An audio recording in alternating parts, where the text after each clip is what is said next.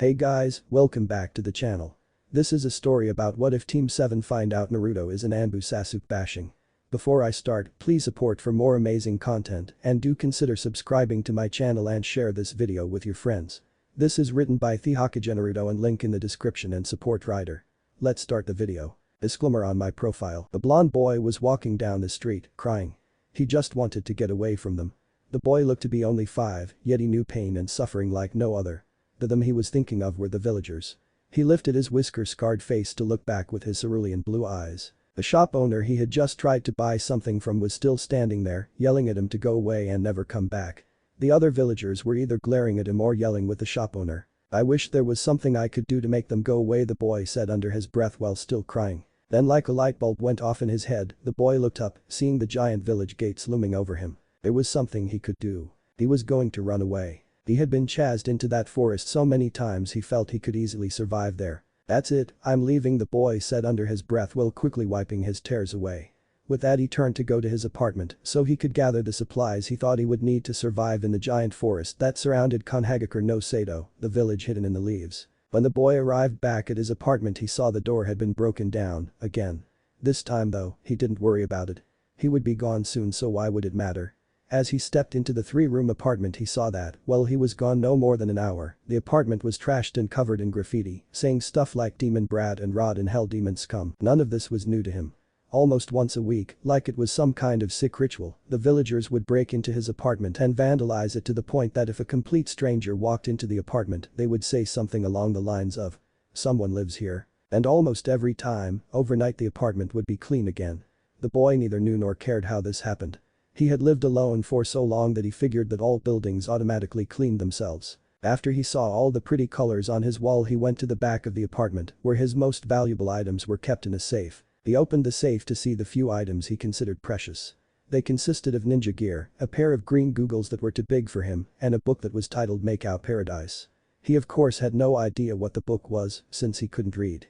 The only reason it was in there was because it had been in the safe when he found it in the room a year ago. When he saw the book he had vowed to learn how to read till he could read that book cover to cover as a thank you for the safe. When he had done this, a white-haired man with red lines under his eyes sneezed behind the bush he was hiding behind. This caused the 4 women he was peeking on to look at the bush. "Did you hear something, you hero?" "Yeah, I did. My pervert senses are tingling. Let's search the place, girls." The chorus of "yeah" was the answer the busty brunette got. "Oh crap. I'm dead," were the thoughts of the white-haired man. Now, back in the apartment, the boy hastily grabbed the ninja gear and strapped it on, figuring he had everything he needed as he headed back to the gates. As he approached the gates he noticed the 2 new chunin on the dreaded gate duty, vigilantly keeping watch. With their eyes closed. Snoring. He easily walked past them. As he walked away into the forest the boy thought solemnly, "So long everyone. Naruto Uzumaki is no longer a burden to you." Chapter 2. It had been a week since Naruto ran away.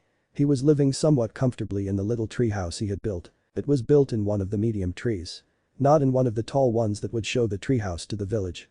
And it wasn't in a short one that would let it be easy prey for animals. It let him have a decent view of his surroundings while he was above all the annoying bugs and predators. It was perfect. Life is good, Naruto thought. Meanwhile, in the village hidden in the leaves, a man in an animal mask ran into a large building. It looked rather plain on the outside, but that is what fooled people. Under that building housed the headquarters for the Anbu, the Leaf Village's elite ninja. The man ran to where he figured Dog would be right now. Nobody used their real name, they identified by the animal mask they wore. He ran straight into the lounge and shouted in one breath, "Whoa. Hold your horses." Dog said to Horse jokingly. "Slow down and speak English," Dog said calmly. Horse took a couple deep breaths before saying, "The Jinchuriki has been missing for a week and the Hokage thinks he has been kidnapped." Horse said calmly. "What?" yelled Dog at the top of his lungs. "How long has he been missing?" Dog said calmly, getting his emotions in check. "About a week," was the short reply he got. "I wish to be part of the tracking team being sent to find him," Dog said. Horse smiled behind his mask while saying, "Why do you think I was sent to get you?" As Dog stood up to leave he wondered, "Naruto, just what did you get yourself into this time?" Back in the forest, Naruto was grabbed roughly from the scruff of his shirt into the air while looking for food. No wonder that leaf outpost looked like a treehouse for a kid. The man holding Naruto shouted. It was a kid's treehouse. 2 more ninja appeared in front of the man holding Naruto. "What should we do with him?" said a short pudgy man. "Maybe we could sell him into slavery at that rock ninja outpost we passed," said a tall skinny man. "Let me go, you bastards." Naruto yelled at the top of his lungs. See Chin, he holds too much spirit. The man holding Naruto said calmly despite the kicking child he was holding. Then what should we do with him, Chang? The short man said to the tall and muscled man holding Naruto. I say kill him. Chang said as an eerie silence swept over the four. He's not useful and he might report to the Leaf, so if nobody disagrees let's get killed. Chapter 3 Kill. Said a voice in the back of Naruto's mind while time seemed too slow. If you wish to survive you must kill them. Who are you?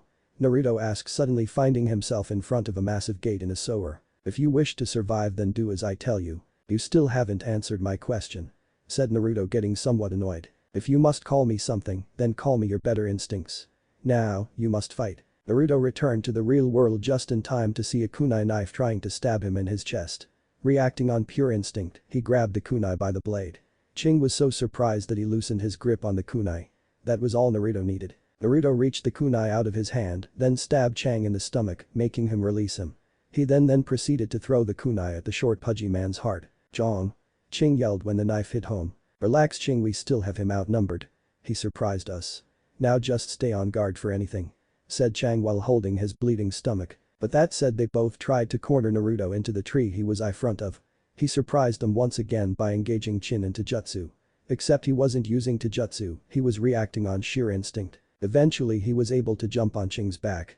Without knowing what he was doing, he dug his unsharpened 5-year-old nails into the soft flesh that was his throat and violently ripped it out.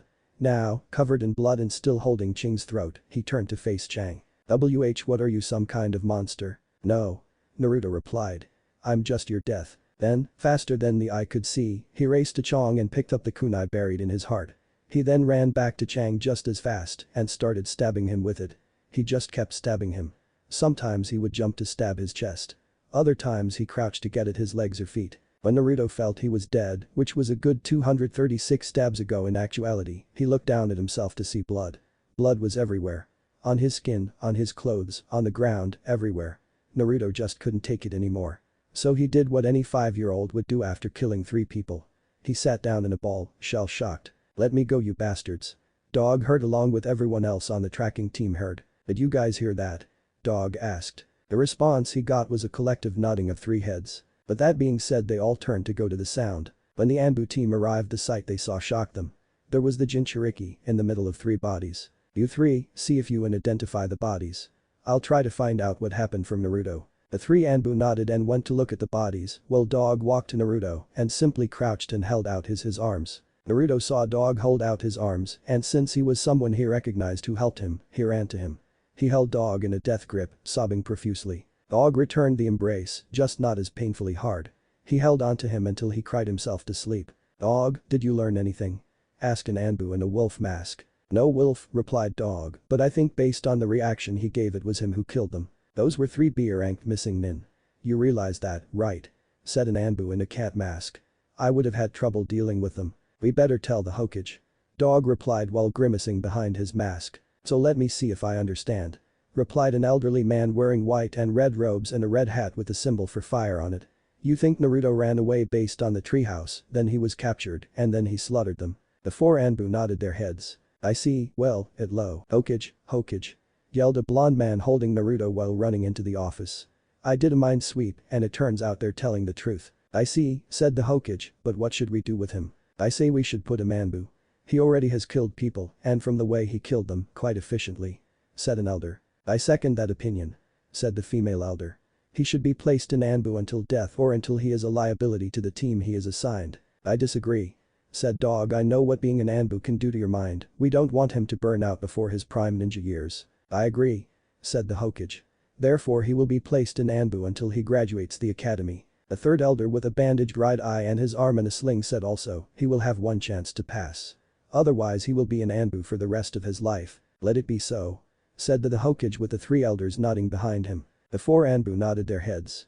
Once Dog picked up Naruto from the blonde men they all left. 207 Chapter 4 When Naruto awoke, he found himself staring at a white ceiling. It looked like the ceiling in his apartment, but when he sat up and looked around, the only other thing in the room was a locker the size of a closet. Where am I? Naruto thought. You are in Anbu headquarters, said Dog who appeared in his doorway. What am I doing here? Asked Naruto. The Hokage had it ordered that you were to join Anbu since you killed those 3 missing nins. Alright. I finally get to learn some jutsus. Not so fast. It was also ordered that the only Anbu training you would receive would be tracking, camouflage, weapons, and taijutsu. Why? Because all the council wants you doing is killing people the best you can. They feel that ninjutsu and jinjutsu won't help you with that. Naruto looked solemnly at the bed sheets before saying, when do I start? Training starts in 30 minutes. Get dressed fast. Said Dog while holding up a mini Anbu uniform in one hand and a small fox mask in the other. Your Anbu codename will be Kit. Naruto nodded slowly before taking the Anbu mask and putting it on. Naruto was now 6. It had been a year since Naruto's Anbu training began. Just last month he had been cleared to do missions with a 3-man squad. That squad consisted of himself, Dog, and Cat. He thought of those 2 members as a mother and father. They had both at one point trained him and on missions they looked out for him on missions. Kit. Are you paying attention? Cat said in a stern motherly tone. No, sorry Cat. Naruto answered, I was just thinking. Remember Kit, don't space out when you think. You need to be able to think and do at the same time, or else the missing nin you face who can will kill you. Dog said in a fatherly tone. Right, sorry. Naruto replied. It's okay, just don't do it again. Our target's supposed to be to the east of here. Take a hard left and let's pick up the pace, Cat commanded. Both Dog and Naruto nodded their head and followed behind Cat. Naruto was now 8. He was now cleared to do solo missions. After he had heard this news he had immediately rushed to the lounge to find Dog. When he got there he couldn't find Dig anywhere. When Horse, Dog's best friend in Anbu, saw him he slowly walked over to Naruto. Kit, Dog isn't here. Said Horse. Oh, that's okay. Do you know where he is right now? Naruto asked. Horse grimaced behind his mask. To the other Anbu, Kit made their life more exciting and cheerful than what it would normally be. He knew this was going to break the boy's heart. Dog just quite Anbu. Horse said. You won't be able to find him. Naruto just stared at him for a while. Then he ran out of the lounge and into his room. He felt utterly betrayed. When Kat had learned of Dog's retirement, she immediately went to see Naruto. When she got to his room she found him curled up in a ball crying, reminding her that this was an 8-year-old boy. Not just a hardened killer. She walked up to him and hugged him. He immediately retuned the embrace and cried into her chest, mumbling, he's gone, he's really gone, isn't he? Kat just sat there comforting Naruto, her kid. While doing this, she thought, Kakashi, I hope you're happy right now. Your life is about to become a living hell for pissing off Yugao Yuzuki. Naruto was currently asleep in class. Ever since he had started the academy 3 months ago at age 9, it seemed the council had a solo assignation mission every night. He figured that was what he got for being the best assignation Anbu. Nobody expected a kid. Finally the bell rung. Before his teacher Iruka could finish saying class dismissed, Naruto was out the door like a rocket. Iruka for the life of him could never understand how the kid could sleep all day but move so fast. As Naruto came out of the academy he saw Kat waiting for him to come out so she could take him back to Anbu headquarters. He ran to her and grabbed her hand. Did you have a nice day? Kat asked innocently. That basically translated into, are you ready for tonight's mission? Yes. He replied. But that they walked back to their home. Once there, Naruto ran into his room to get out of his civilian clothes and into his Anbu uniform. He then went to the Hokage office to get his nightly mission again. Naruto was now 12. He was now getting missions that lasted all night several times. He walked into the classroom tiredly after a mission that lasted 2 days. He sat down next to Shikamaru Nara. Shikamaru found this strange since the blonde usually asked if he could sit down first. What was even stranger was the fact that he fell asleep the second he sat down. He wondered what was going on. Naruto was dreaming about why he didn't sit next to Kiba and Yuzuka. It had been a year ago. Naruto had walked into class last again. Now the seat was left next to Kiba. He slowly walked over before promptly falling asleep. Kiba the meanwhile was wondering why Naruto smelled like blood. When Iruka had walked in he had asked that same question to Iruka. Iruka couldn't give an answer so Kiba just ignored it, figuring he smelled like that usually. Naruto fell out of the chair now awake. Iruka was standing over Naruto. Now, are you awake? Shikamaru had to push you out of the chair to get you awake this time. Naruto simply nodded yes, then sat back down next to Shikamaru. Iruka was 2 minutes into his speech when Naruto fell asleep again. Shikamaru, would you mind waking Naruto again? Iruka asked. But that Shikamaru pushed Naruto out of the chair. This time though, he didn't wake up. Shikamaru was about to yell into his ear when he realized he hadn't fallen asleep. He had passed out. He was about to voice this thought when a female Anbu in a cat mask appeared next to him. While picking Naruto up she said, I'll be taking Naruto home right now Iruka. I think he might be sick. Iruka simply nodded as Kat walked out of the room. Now class, back to geography. The class moaned with that. Chapter 5. Naruto found himself on his bed in Anbu headquarters. That was close Kit. Said Yugao as she noticed Naruto getting up. If I hadn't stepped in it would have arisen some serious questions. What do you mean? Naruto started to say before he remembered what happened in the academy. Crap. I have to get back to school ASAP. Too late kid, it's 6 o'clock.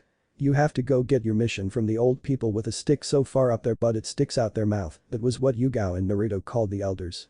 Naruto called them that because it pretty much summed up their personality in a pinch. Yugao called them that as a form of disrespect. She couldn't believe what they were doing to Naruto, he was just a child after all. Naruto put on his Anbu uniform while saying thanks cat for the save. The old people with a stick so far up their butt it sticks out their mouth would have my ass if they learned I had given something away about my night job. What did I say about your language again kid? Yugao asked commanded Naruto while she bopped him on the head. That it should be as clean as a bar of soap. I know, but how come Bear gets to do it? He doesn't Yugao said simply while frowning behind her mask. Once she had heard Naruto swearing she had immediately washed his mouth out with a bar of soap and told him never to use foul language again. After that she had called together the rest of the Anbu, minus Naruto, and had all told them no swearing in front of Kit. All of those who broke that rule had found themselves in the hospital for a time range of a week to 2 months, depending on how bad the offense was. How much did he swear on your last mission? She asked innocently. About every 3 sentences. He said not knowing about Yugao's rule. Okay. You better get going. She said while mentally remembering to place Bear in the hospital for a month. He was new and didn't know about the rule. Doesn't mean he should swear in front of a kid Yugao reasoned. Anyway, thanks again cat. Naruto said before kissing her cheek before leaving. It had been something Naruto had been doing unconsciously since about a year after Yugao became a mother figure to him. Yugao watched Naruto leave the room, smiling behind her mask at the sign of affection. Naruto was now standing in front of the elders and the Hokage. Kid, do you understand your mission? The Hokage asked. Yes Lord Hokage. Naruto replied, my mission is to take out a missing grass nin who was seen too close to the country's northern border for your liking. Correct kid, you may commence your mission. The elder with the bandages said. Naruto sighed before turning around to leave. This sounded like a 2 mission. It appeared he would be skipping class again. He silently wondered if the elders were trying to make him fail the academy. He already knew the conditions. Pass on the first try or you're screwed was how Kat had summed it up for him on his first day of the academy. There was also something about she couldn't help him pass because of the no teaching ninjutsu rule. That had pissed him off to no end since he couldn't learn the clone jutsu. He couldn't even ask his teacher to help because he knew his teacher couldn't play favorites. He was so screwed. It was 3 days later. Naruto was just getting back from his mission. He was tired and bloody. He wondered if the elders only let him learn taijutsu and weapons so he could be bloody after every mission. He didn't have a lot of time to think about that though as soon a little white puppy with brown ears started barking excitedly at his feet. Why hello there Akamaru. Naruto whispered before scratching him behind the ear. Did you miss me in class? Meanwhile, Kiba couldn't believe his luck. There, in front of him was the legendary Anbu member no older than him. He figured it was the kid he was probably the only non-jounin to know about him. That was because his mother who was a jounin had told him about the kid. She had explained that if he was to ever run away and become a missing nin, the kid would hunt him down and kill him. Originally he had just shrugged him it off as one of those lies parents told kids so they would behave. Now, seeing him early in the morning while walking Akamaru and covered in blood, he could only be shocked at how true his mother had been. The only thing that had shocked him more was the fact that Akamaru didn't seem afraid of him. He almost treated him like a good friend. He noticed the kid pick up Akamaru and bring him over. Is this dog yours? Naruto asked from behind the voice distorter that made his voice more adult-like. Kiba could only nod. You better keep him in better control then. Naruto said before giving Akamaru to Kiba running off to Anbu HQ to take a shower to get the smell of blood out and get into his civilian clothes for the academy. Kiba could only think crap. Mom is never going to believe I saw the kid this morning. As he watched Naruto run into the distance as a dust cloud. This time Naruto arrived to class on Kat's back. She simply gave Iruka a note before setting Naruto down next to Shikamaru and nudging him awake. This pissed off Sasuke Uchiha off to no end. Since when did the dead last get an Anbu escort? He was the last Uchiha and the most he ever got was a Jounin guard. He then watched Naruto pass out yet again. Since when was Naruto's special Enu? His musings were cut short when Iruka asked Shikamaru to wake Naruto up. Okay class, since everyone is awake. Iruka shot a glance at Naruto and Shikamaru before continuing, I just want to announce that tomorrow is the day of the Genin exam. That is all. You are now all dismissed to practice your skills. Goodbye and good luck. But that said Kat came in and took Naruto away. When Naruto awoke he was on his bed again. About time you woke up. It's about noon. You have about 6 hours to train for the Genin exam. Kat said. I suggest working on your clone jutsu with that time. I think you are going to need it for the exam. Naruto caught the not-so-subtle hint and groaned. He was so dead. Naruto walked into the classroom with a slouch. It wasn't because he was tired. He was far from it. The elders had surprisingly given him the day off. The slouch was because of his failure. He still couldn't do the clone jutsu. He solemnly sat down in his sheet next to Shikamaru. Once the last person had arrived, Iruka did his famous big head jutsu while yelling for the class to sit down and shut up. Now that that's taken care of, we can start the genin exams. The first part will be a written test of situations you might find yourselves in as a ninja. Everyone groaned as Iruka handed out the paper. After the last paper was handed in an hour later, the class followed Iruka and their assistant teacher for the day Mizuki to the training fields. Okay class, the next part of your test will be target practice. Iruka said you'll each be given 10 kunai knives. You must hit each of the 10 targets. For it to count, you must hit the target, it doesn't matter where. Iruka then proceeded to call the names off the list. He finally reached the name the girls had been waiting for. Sasuke Chiha, Iruka called out. Sasuke simply smirked. He hastily took his knives from Mizuki. Fire! Yelled Iruka. That was all the prompting needed for Sasuke to throw the knives. Good job Sasuke. Iruka stated. You have the best score so far by 2 with an 8 out of 10. The girls all screamed praise for Sasuke while he simply went HN. Naruto's name was next on the list. As soon as he had his knives and Iruka said fire, Naruto turned away. Naruto, you need, Iruka started to say before everyone heard the distinct thudding of knives going into targets. And Naruto. That's the best score yet. You hit all the targets, not to mention dead center. All the girls screamed various forms of cheater and loser and Sasuke looked at him stunned. Naruto simply shrugged. In a job that involved killing people, accuracy was the difference between life and death. It was now the taijutsu portion of the test. Each participant had to fight Mizuki for 5 minutes. In those 5 minutes, they would be graded on how long they lasted, the difficulty of the moves they pulled off, and if they won or not. Mizuki of course would be holding back. Currently it was Naruto's turn. Mizuki smiled as Naruto stepped into the ring. He had no intention of holding out on the demon brat. As soon as the whistle blew he charged at full speed. Iruka frowned, he was supposed to be holding back. What nobody expected was for Naruto to face him calmly. What surprised them even more was the fact that before Mizuki could launch an attack, Naruto kicked him in the chest. Almost like a blur, he kicked Mizuki into the air, he then proceeded to kick him around in a sphere. Once Mizuki was parallel with the ground, stomach up, he then gave Mizuki an axe kick in the crotch while yelling out sphere shot. The axe kick sent Mizuki into the ground with earth-shattering force. Once the dust cloud cleared, the class and Iruka saw, in the human-sized crater crying and holding his crotch, while Naruto sat on his chest with his hand on Mizuki's throat, ready to rip it out. The scariest part for the class was the fact that he had a blank look on his face. It was like he had done this before and this didn't bother him. Then Naruto. Once again you surprised us. Iruka said while quickly schooling his shock, you again have the highest score in the class, and it only took 30 seconds. That made Sasuke grate his teeth. It had taken him the whole 5 minutes and he hadn't even won. Okay class, take an hour for lunch while I set up a ninjutsu part of the test and Mizuki gets checked on by the nurse. It was once again Naruto's turn, this time for the ninjutsu portion. Once he walked into the closed room for the test, Iruka asked Naruto, I would like to talk to you about your test. Well, the answers aren't necessarily wrong, they are given from the point of an assassin. Even when the questions specifically ask you to capture the enemy alive. Can you explain this? Naruto just gave him a funny look that said you mean, there are times when the enemy should be captured. Are you insane? Iruka just sighed, getting more questions than answers. Anyways, just make 3 clones, and you'll easily pass. Naruto just stood there stunned. See clones did you say? Yes. Is that a problem? Naruto quickly nodded his head no and put his hands into the tiger sign. Putting all his chakra into this one jutsu he yelled clone jutsu. The result was less than disappointing. There, next to Naruto, stood a pale green, sickly copy. Iruka sighed. I'm sorry to say this Naruto, but you fail. With those 9 words, Naruto felt his world crumble. He was going to be an Anbu for the rest of his life. Naruto was sitting on the swing attached to the tree outside the academy. He had been the only kid to not pass the genin exam. It didn't help that the villagers kept making snide remarks about how it was better he wasn't a ninja.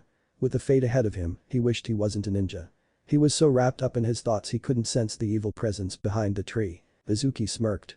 This would be the perfect chance to get back at the demon brat for making him infertile. Mizuki quickly schooled his emotions and replaced it with a friendly smile before saying you know, he's only trying to help. Iruka I mean. He was an orphan too. Oh, hey Mizuki. I didn't know that. Naruto said dejectedly before following up with but I'm not an orphan. I have a mother. But my father, well, he's dead. The last part was him thinking about dog quitting Anbu. Mizuki hid his shock well. He didn't know the demon had a family. He just hoped he didn't have to change his plan much because of this. He decided to go with the original plan with a slight variation. You know, there is another way to pass. It's harder than the original, but you don't need clones. Really? Naruto asked, his spirits instantly rising. Because of this he didn't listen to his Anbu training and leaned in closer to hear what to do. Naruto didn't know what he did to deserve this. But currently he was getting berated for doing something extremely wrong. He decided to voice this. Haruka, what I did wrong. I still pass, don't I? What do you mean pass? You just stole the secret ninjutsu scroll. That's enough to be executed. But all I did was what Mizuki said I had to do to pass. He even told me about this place. It seemed to click at the same for both of them. Naruto then saw Mizuki and yelled, Haruka, run. But instead of running, Haruka pushed Naruto out of the way, causing him to get hit by the barrage of kunai and shuriken thrown by Mizuki. So, Mizuki said while taking one of the two giant shurikens off his back and spinning it at an incredibly fast speed. You somehow feel compassion for the demon that killed your parents. There is only one place for demon lovers like you. Hell. At the last word he threw the shuriken. Naruto was now in full Anbu mode, his face an emotionless mask and everything. He jumped in front of Haruka and was completely prepared to catch the shuriken and throw it back to its owner as a goodbye present. What his Anbu training didn't prepare him for was for Haruka to push him down and take the shuriken in the back. Haruka? Why? Naruto cried out. Because Naruto. I guess you reminded me of, well, me. I was an orphan too. I guess I wanted you to live so you could prove that us orphans can do something with our lives. I saw your skills and I know you'll be a great ninja. Better than I ever could have. Now run and take the scroll so Mizuki doesn't get it. Naruto nodded, his emotionless mask now breaking with tears. He then took the scroll and ran into the forest as fast as the heavy clunky scroll allowed him to. Well, Haruka. Guess I'll have to finish you later. But now I have me some demon hunting to do. Mizuki said with a sadistic grin on his face while wrenching the shuriken as painfully as he could from his back. Once Mizuki was gone, Haruka slowly and painfully got up thinking to help Naruto. Naruto was running through the forest with the scroll on his back. Suddenly, Haruka poked out saying, Naruto, it's okay. I killed Mizuki. You can give me the scroll now. In reply, Naruto gave him a vicious roundhouse kick sending Haruka to the ground. On impact, Haruka proofed into Mizuki. Once Naruto landed, Mizuki asked, how did you know? Naruto answered, because I'm Haruka. Before proofing into a panting and bleeding Haruka with a log attached to his back. Why? Mizuki asked. Why do you love the demon so much? Haruka calmly stated, I love no demon. Seeing Mizuki's puzzlement on his face, he elaborated. I love a fellow orphan who happens to also be my student. Just because the Kyuubi is sealed in him does not make him a demon. I know he will never hear this, but I would have liked the chance to tell him that he would always be welcomed at my apartment with open arms. Naruto cried silently behind the tree he was using to hide. He wasn't crying because he now knew what was inside of him. No, dog and cat had told him about it years ago, so if something like this did happen, he wouldn't freeze. He cried because he could now add another person to the list of people whom acknowledged him, which had previously been one. Cat. Peeking around the tree, Naruto saw Mizuki prepare another giant shuriken. Before he could launch it though, he ran right at him, giving him a vicious flip kick to the chin. This caused the shuriken to go flying into the trees. If you touch my teacher again, I'll kill you. Naruto said with his eyes now red with slits and listening to his better instincts. Mizuki didn't seem to notice this and said smugly, oh yeah, what's a person who's not even a genin going to do that will kill me. Naruto smirked. While he had been waiting for Mizuki to paw him, he got curious and looked at the scroll. Imagine his surprise when he learned that it was covered in techniques. He had immediately set to work on learning the first jutsu he saw so he could impress Cat. Naruto smirked and put his fingers in the soon-to-be infamous cross sign and said Shadow Clone Jutsu. In a giant puff of smoke, the forest was filled with hundreds of tangible Naruto clones. All the Narutos smirked while pulling out a kunai. This. They all shouted before each taking a turn at stabbing Mizuki. Mizuki let out a girlish screech while Haruka just closed his eyes, afraid of the gruesome sight. Once the deed was done and Mizuki was dead, Haruka said, Naruto, come here and close your eyes. Naruto did as he was told. Naruto felt a weight being attached to his forehead. When he opened his eyes, Haruka smiled at him without a headband while saying you pass. Naruto hugged to Haruka furiously. Haruka let it go on for a while before ruining the moment and saying, Naruto. Stop. I'm injured. Naruto simply nodded before picking up Haruka and placing him on his back. Haruka was shocked. He tried to voice it but was shocked when he nearly fell off due to how fast he was going. Before he passed out from blood loss, his last thought was there is no way a 12-year-old should be able to run this fast. When Naruto got back to Anbu HQ after dropping off Haruka at the hospital, streamers fell right when he opened the door. Surprise! Yelled all the Anbu members who were at the HQ. What's this for? A stunned Naruto asked. "This," said Yugao, "is a congratulation going away party. Congratulation because you are now officially a leaf ninja. Going away because you can no longer live here anymore since only Anbu can live here and you're a genin. But I don't want to leave," Naruto said with tears threatening to leave his eyes. Yugao touched his nose in a playful gesture while saying, "Careful, you're starting to sound like Hinata." Naruto stood up ramrod straight. Yugao was referring to Hinata Hyuga. She was a quiet girl with lavender hair and eyes. She would constantly stare at Naruto, which he thought of as weird. What Kat was referring to was her stutter. But he had never told anyone about his class. That's when it hit him. "You've been spying on me?" "Of course, Kit," Yugao said while holding in her laughter. Others, on the other hand, were failing miserably and were on the floor laughing. Those would be the males in the room. "But we like to think of it as protective surveillance. We don't want our little bundle of joy to get hurt, do we?" By now all the males had stopped laughing and were now nodding with Yugao's statement. Over the years Naruto had worked his way into all of the Anbu's hearts. He had made their job more enjoyable. Either by his youth or his natural cheerfulness. Either way. All the Anbu were sad to see him go. Hey. An Anbu with a salamander mask shouted, "I don't know about you, but I didn't finish my 2-week mission 3 days early for sappy talk. I came here to say goodbye to a close comrade and then party and get drunk off my ass." Once he had finished his statement, Yugao punched him into the wall. While rubbing her fist, she said, "I don't agree with how he said it, but I think he's right. Everyone, let's say goodbye to Kid and then party." Everyone cheered and said various forms of goodbye to Naruto, then left for the party. And party they did. The next day would be the day that all Anbu were off duty due to organization-wide hangovers. It was currently 2 days after the party and everyone was cured from their hangovers. Naruto was currently packing the things out of his locker so that he could move back into his old apartment. Last night he had learned that all the Anbu had helped with the cleaning of the apartment so that it was livable again. Naruto was surprised to see Yugao in his room in civilian clothes. "Cat. I thought you had border patrol today." "I did. But I asked the Hokage for the day off so I could help you get settled." Naruto lost it. He started crying and ran into Yugao's arms. Yugao was more than surprised by this action. That was, until she heard what he said. "Thanks. Thanks for everything, Mom." It clicked in Yugao's mind with that. In Anbu, you weren't allowed to form close relationships with your comrades, so you could easily move on if they were killed. The fact that he thought of her this way, despite how she had taught him not to, caused her to lose it. Naruto felt something wet touch his cheek. He looked up and saw Yugao crying and saying with a smile, "Did you really think this was the end, son? I'll constantly be by to check on you. Plus, you're always welcome here, no matter what. If you ever need me, I'll be here." Once they both had gotten it out of their systems, they got Naruto completely packed.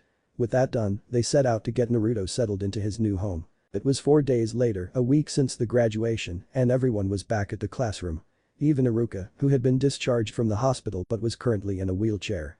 There were many things going on. Sasuke was quietly fuming that the loser had graduated. The girls were fighting over Sasuke. And of course, Naruto and Shikamaru were napping with Kiba in between them.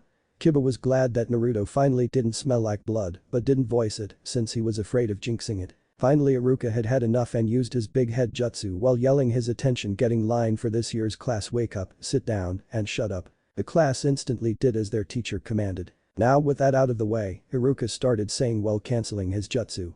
"I will now start reading off the teams. Team 1 will be everyone," then proceeded to space out until they heard their name. Team 7 will be Sakura Haruno, Sasuke Uchiha, and Iruka was cut off by Sakura's squeal of delight and Naruto Uzumaki. Team 8 will be Shino Aburam, Hinata Hyuga, and Kiba Inuzuka. Team 9 is still in service. Team 10 will be Choji Akimichi, Shikamaru Nara, and Ino Yamanaka. Team 11 Naruto then proceeded to tune out again. "Now your Jounin teacher will be here soon to pick you up. Please wait here patiently until then," were Iruka's parting words before he left. One by one all the other teams left. Eventually 2 hours later Naruto heard the padding of footsteps. Once the door opened, Sakura yelled, "You're late." Naruto, who was going to join her, was too shocked to even breathe. His first thought was dog. He then did a double take. Gravity-defying silver hair at a 45-degree angle. Check. Slouched posture. Check. One eye covered with his headband. Check. Face mask pulled up over his nose. Check. Reading porn. Check. Chronically late. Check. It was definitely dog. "Meet me at the roof of the academy in 5 minutes," was all he said before disappearing in a puff of smoke. Kakashi was sitting on the roof of the academy. He was currently remembering why he was a Jounin teacher. Flashback. "Listen, Haddock. You are going to be Naruto's Jounin sensei," Yugao said while punching him into another wall, leaving another Kakashi Haddock-sized crater. "If not for you, then for Naruto. He thinks of us as parents and I'll be damned if I let his father die." To him, you've been dead since you will earn back his respect or else.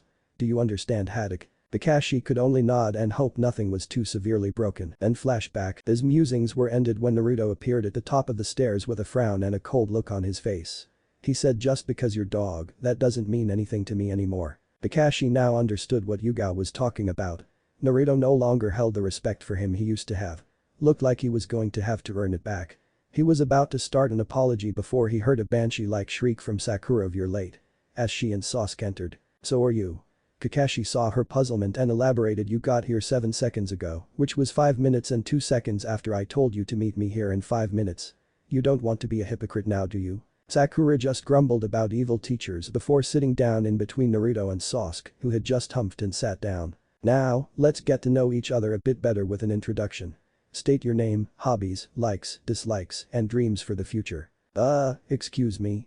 I don't really understand," said Sakura, ever the student. "Could you give us an example?" "I don't see why not. My name is Kakashi Haddock. I have a couple of hobbies. I also have lots of likes and dislikes. My dreams for the future are none of your business," Kakashi said with a smile under his mask. All we learned was his name. Sakura and Sasuke thought while giving an anime sweat drop. Meanwhile Naruto had a blank look on his face. On the inside he was smirking and thinking, clever dog. That's what you did to all the new Anbu recruits. What's your game? Okay, enough about me. Your turn, Pinky. Don't call me that. Sakura shrieked in her banshee-like voice. Anyway, my name is Sakura Haruno. I like, she said before looking at Sasuke and blushing. My hobbies include, she started to say before looking at Sasuke and blushing. I hate, Sakura started to say before taking a deep breath and yelling, Eno pig. The Kai. You're next, emo boy. Yeah, you with the duck butt haircut. You can't call Sasuke that. Came the banshee voice. No, not you, Pinky. It's duck butt's turn. Sasuke went HN. Before saying, my name is Sasuke Uchiha. I don't have any hobbies besides training. I like very few things and dislike a lot of things. I do not have a dream. Dream implies that it won't come true. My ambition is to revive my clan and kill a certain man. Cool. Sakura thought. Alright, Blondie, your turn. My name is Naruto Uzumaki. My hobbies are My name is Naruto Uzumaki. My hobbies are crap. Kakashi thought. He didn't get any free time as an Anbu. The only thing he did often enough to count as a hobby is killing missing nins, and I doubt he'll say that. Well, I can't really think of anything right now. Naruto said with a giant grin on his face. Whew. Good save. At least the lying skills I taught him are still in place. My likes are my mother, playing poker with my, friends, Naruto said, referring to beating the crap out of all the Anbu in the lounge at poker. Many of the Anbu simply stated he had a demon's luck. Those poker games were Naruto's source of income every week. My dislikes are people who abandon their comrades before they have done everything they can to help save them. That was another thing Dog had taught him early. Kakashi was glad he remembered that. And my dream is to be the best ninja I can be so I can better protect my precious people. Kakashi frowned under his mask, but not enough to be visible. Great. He thought. I have an Avenger with a superiority complex, a fangirl, and an ex-Anbu agent who has no doubt killed hundreds of people. This is going to be a very interesting team. Well, Kakashi said. You have today off. Tomorrow meet me at Training Ground 7 at 5 o'clock sharp in your ninja gear. Also, don't eat breakfast. You're going to puke if you do. Trust me. Team 7 simply nodded before going separate ways. Sasuke to the Uchiha compound to train, Sakura to stalk Sasuke, and Naruto to see Yugao and ask if she had anything to do with placing Dog on their team. Yugao would of course say innocently no. But we and Kakashi know why. If you don't, reread the last chapter. It was 7:30 a.m. When Naruto arrived in the clearing of the heavily wooded training ground in his standard Anbu uniform minus the mask. You're late. Sakura screeched at him, who was wearing a red sleeveless dress where the front and back came to her knees and the sides stopped at her hips with a white circle on her back. Naruto simply shrugged before sitting down and closing his eyes. Once he was comfortable he said, get comfy. We have at least a half-hour wait left. Tops, I'd say about an hour and a half. He then promptly fell asleep. True to Naruto's word, Kakashi arrived an hour and a half later. By now he expected the reaction he was going to get and now had earplugs in for when Sakura undoubtedly screeched, you're late. Kakashi was about to smile under his mask and give a peace sign, but then he heard snores. That smile quickly turned into a frown. He knew ninja should use the information they had, but this was just plain disrespectful. Can someone wake Naruto up? Kakashi asked. But that Sasuke, whose only difference in clothing was the ninja gear attached to his clothes, proceeded to knock Naruto's head against the tree violently. You know, to wake someone up, you don't have to be that violent. Trust us. Sakura said. From our time with Elucer at the academy, the only way to wake him up is something like this. And, much to Kakashi's disbelief, Naruto slowly got up peacefully like nothing had happened. That only served as a reminder as to how hard Anbu had worked the boy. Alright, today is the real Genin exam. That one in the academy was just to see if you were smart enough to be a Genin. This test sees whether or not you are ready. The success rate of this test is 33%. That means one of you will fail. That person will be tied to a pole and not be given lunch. The test is fairly simple. Kakashi said while holding up two small bells. At these two bells for me before noon. Kakashi then proceeded to take out an alarm clock and place it on the stump. Funny, Naruto murmured. He has a clock with an alarm on it. While ignoring Naruto's wise crack, Kakashi said, the alarm will go off at noon. You have until then to get a bell. Trust me, come with the intent to kill or you will fail. The test starts now. Sakura and Sasuke immediately leapt off into the woods while Naruto just stood there saying in a soft voice so that his teammates couldn't hear him, really dog, the bell test. You've told me about this test and how to pass it tons of times. What's your game? No game. Kakashi said in the same soft voice with a smile. Just a teacher testing his students. Is there something suspicious with that? Naruto nodded his head while saying in the ever-quiet voice so, full-on Taijutsu spar, Anbu style. Kakashi nodded his head while mumbling ninja art number 1, Taijutsu. That was all the prompting he needed to rush Kakashi. Faster than the eye could see, he was running towards Kakashi while making a massive shadow clones. Both of his teammates that were in hiding were visibly shocked when the clones started dealing damage. When did the loser get such power? He's not in a Uchiha. He's not special. That power should be mine so I can kill Itachi. Our favorite little emo with a duck butt haircut thought. Well Naruto, you sure are strong. Kakashi said while dispelling the last clone. But can you handle this? Kakashi teleported behind Naruto in a crouch and with his hands in the tiger seal before yelling Hidden Leaf Village's secret ultimate Taijutsu technique. 1000 yays of death. He then stuck his fingers up Naruto's butt. Naruto then just turned to look at him and smile. This puzzled Kakashi. He knew for a fact what this technique could do. He had been on the receiving end of it more than once from his teacher. His questions were answered when Naruto burst into smoke. Kakashi only had 2 seconds before the next attack came. 3 other Narutos burst out of the trees surrounding the training field in different places and tried to quickly beat Kakashi into submission. Kakashi defeated 2 of the clones with a split kick and was currently working on the third. That was when he heard a rustling in the bushes. That was the only warning he got before a kunai came flying at him, followed by a Naruto. The kunai was somewhat slow and easy to dodge. Kakashi was working on trying to get a finishing blow on Naruto when it hit him. But not fast enough, as he soon found his hands tied together at the thumbs, preventing escape and being propelled into a tree by 4 kunais, 1 for each sleeve and pants leg. You were the kunai, weren't you? That Naruto behind you is just a clone while you're the real one. A clever plan really. You used 2 distractions instead of the normal one, then attack. But all I'm left to ask is. Why? You knew the point of the test. Why did you pit yourself against me? Kakashi asked pointedly in a hushed whisper so the other 2 couldn't hear. Because, Naruto said in the same whisper, I wanted to see how sharp you are since you left Anbu. And apparently, you've become dull. The first time I used that on Kat, she caught on immediately. Now, I'm going to let you go, but give me 5 minutes to hide and or find my teammates. Kakashi felt bad about being talked to like that, but nodded nonetheless. The Sasuke, it looked like Naruto was toying with their teacher. Which was true. Just how much did the loser hide? He thought as he saw Naruto finally win. Wait, what's he doing now? He thought as he saw Naruto stand in front of Kakashi like he was talking to him. He was toying with him. He shouldn't be a teacher if his student can beat him like that. He thought as he saw Naruto release Kakashi and then walk away like he didn't have a worry. This'll be easy. He thought as he went to set up traps since it looked like Kakashi was staying still. After all, if a loser could beat him, he'll be no match for an Uchiha. The little emo couldn't have been more wrong. Kakashi was just getting comfortable enough to read his book when a barrage of shuriken burst out of the bushes. Kakashi easily dodged a shuriken, but had a tougher time when Sasuke pulled the ninja wire back, causing the shuriken to turn around and now aim for Kakashi's back. But Kakashi didn't make Anbu for nothing, he quickly ran to the right to dodge the barrage. That was when he felt the tripwire spring. He looked around and saw the new barrage of kunai that were launched. He dodged these by sidestepping back to the left. But that was when the real trap was sprung as Sasuke jumped out of the bushes behind Kakashi doing hand signs. He yelled out Grand Fireball Jutsu. Before breathing out a large fireball in Kakashi's blind spot. When the jutsu ended, nothing was left but scorched earth, which made him release a smug smirk. He had just beaten his teacher in less time than Naruto. He turned around to go back when his downfall occurred. He had let his guard down. A hand abruptly ripped out of the ground and grabbed Sasuke's ankle before pulling him neck high into the dirt. Lesson 2. Kakashi lectured while popping out of the ground in front of Sasuke. Ninjutsu. Sasuke just let out a humph while Kakashi went to find Sakura since the 5 minutes were now up. Sakura. A bloodied, bruised, and shuriken-covered Sasuke said appearing in front of Sakura suddenly. Sasuke. Who did this to you? The pink banshee asked worriedly. Saint, stand still, I think I can help you. No, Sakura. Go.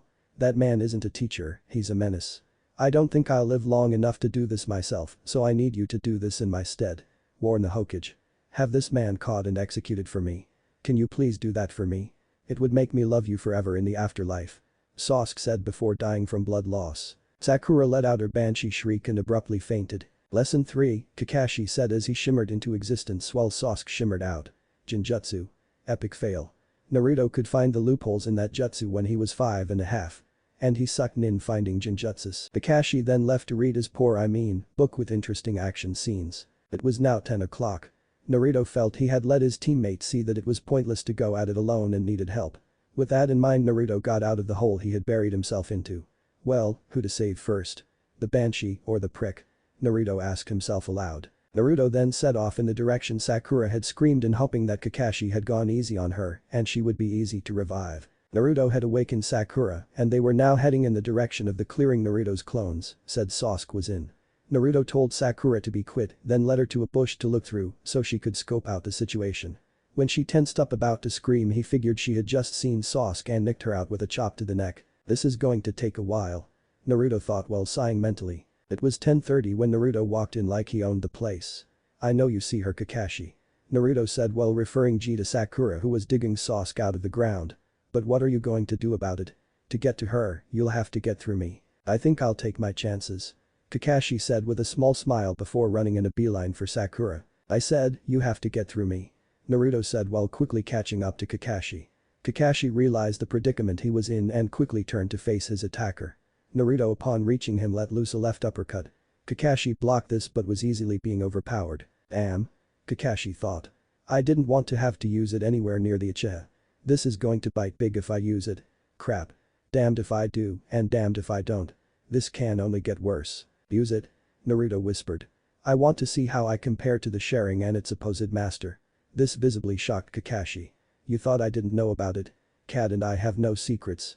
She told me everything once I asked why your mask only had one eye hole. Whoops. Time to go. Naruto said once he realized Sasuke was free and safely hidden away with Sakura. I'll see you later. Kakashi sighed. He held no doubts that this team would pass due to Naruto and him alone.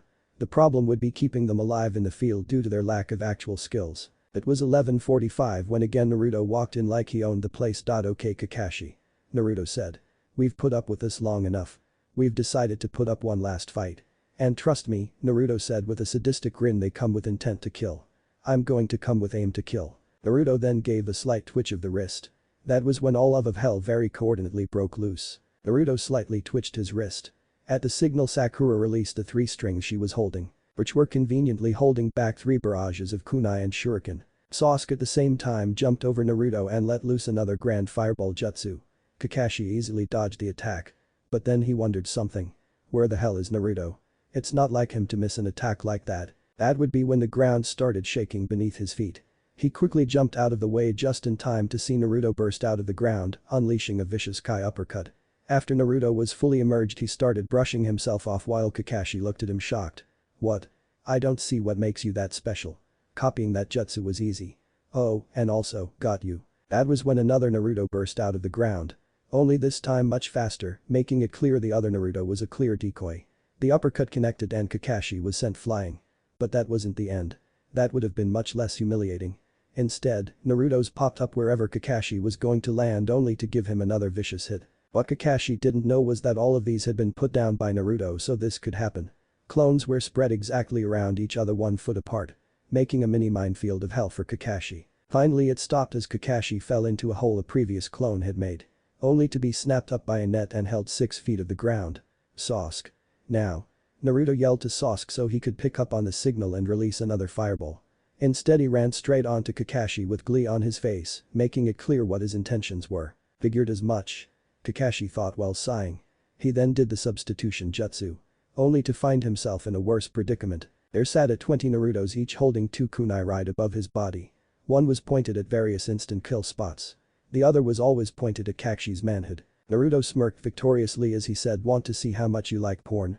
After you don't have anything to masturbate, of course." Kakashi sighed in defeat. He was damned if he did and damned if he didn't in 2 cases. First case. If he passed the team right there, he'd be seriously risking his career because 2 members weren't ready to become genin. However, if he didn't pass them, Naruto would cut off his proudest possession. Then wait a few moments, as he knew he sometimes liked to wait a while before giving the killing blow, just so he could torture prey he didn't really like. He was definitely not liked. Only then would he grant death. But then, it would be a slow, painfully death. He had seen some of the victims he didn't like. Second case. If he failed the team, Naruto would permanently be an Anbu and he would have to face Yugao's wrath. However, if he did pass the team, he was risking a lot. He would have 2 Jonin ranked members on his team, along with 2 people who clearly shouldn't be genin. "Why you all pass?" Kakashi said with a bit of fear in his voice. All the Narutos simply nodded. And then they all threw their kunai, making a nice little Kakashi outline for everyone to see. It also included hair. "Dust marked the spot where we beat our teacher," Naruto said, his dislike for the word evident. "Also, don't bother removing them. They each have 2 seals on them. One shocks anyone who touches it after it has been released. The second is a seal that permanently scorches the surface, pierce it in case you do somehow remove them.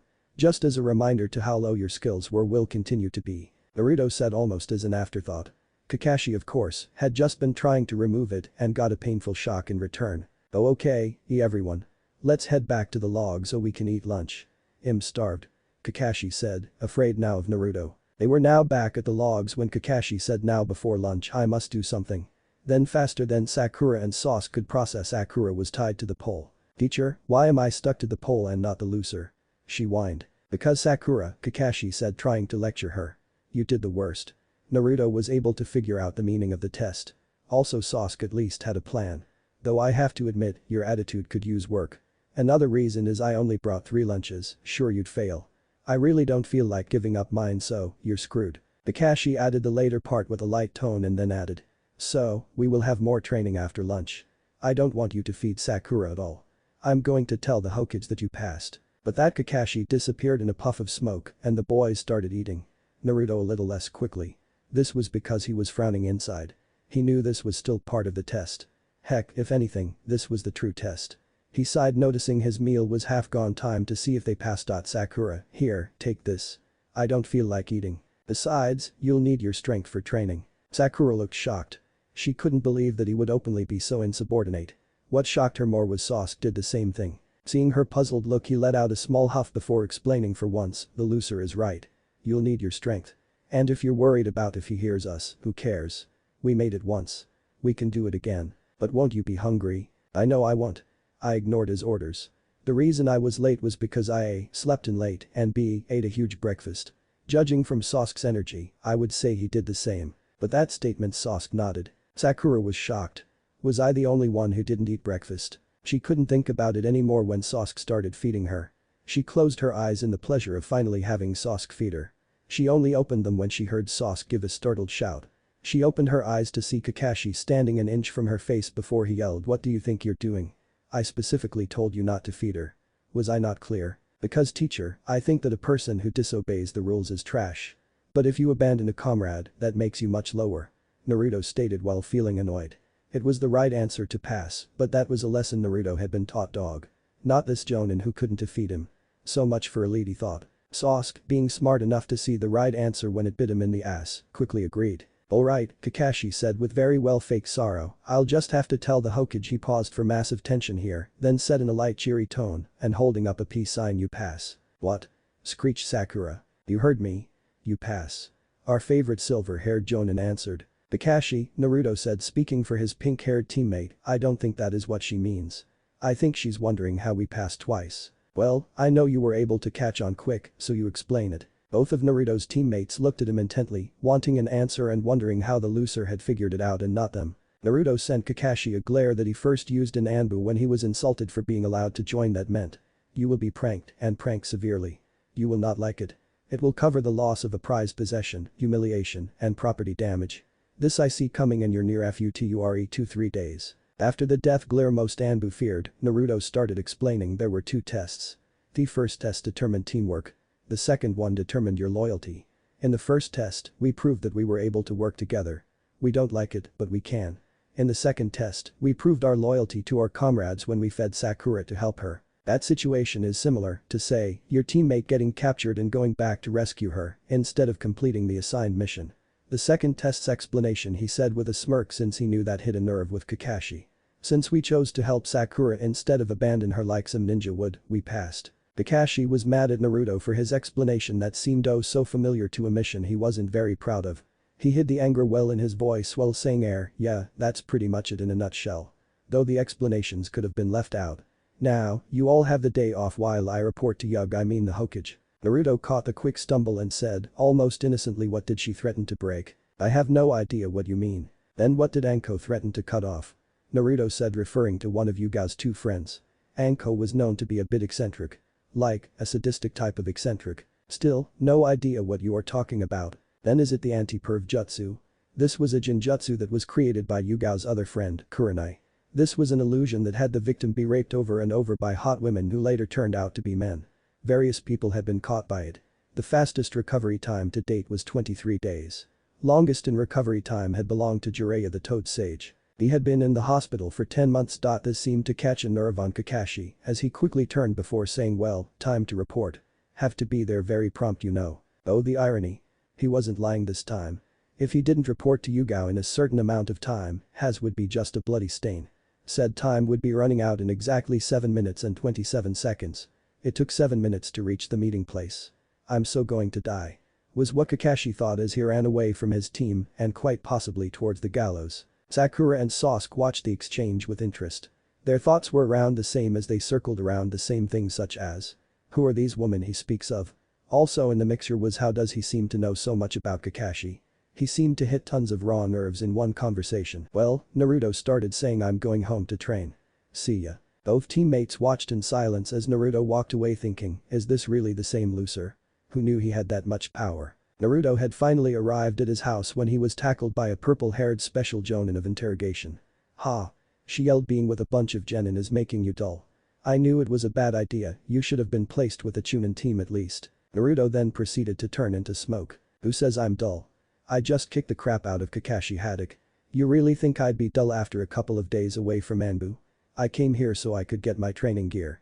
Naruto said from behind her while holding a kunai to her neck. Naruto then added as an afterthought, hey, wanna help Anko? I haven't had a good sparring partner in a while. Ooh, oh hell no. I've seen what you've done to some of the Anbu in your little spars.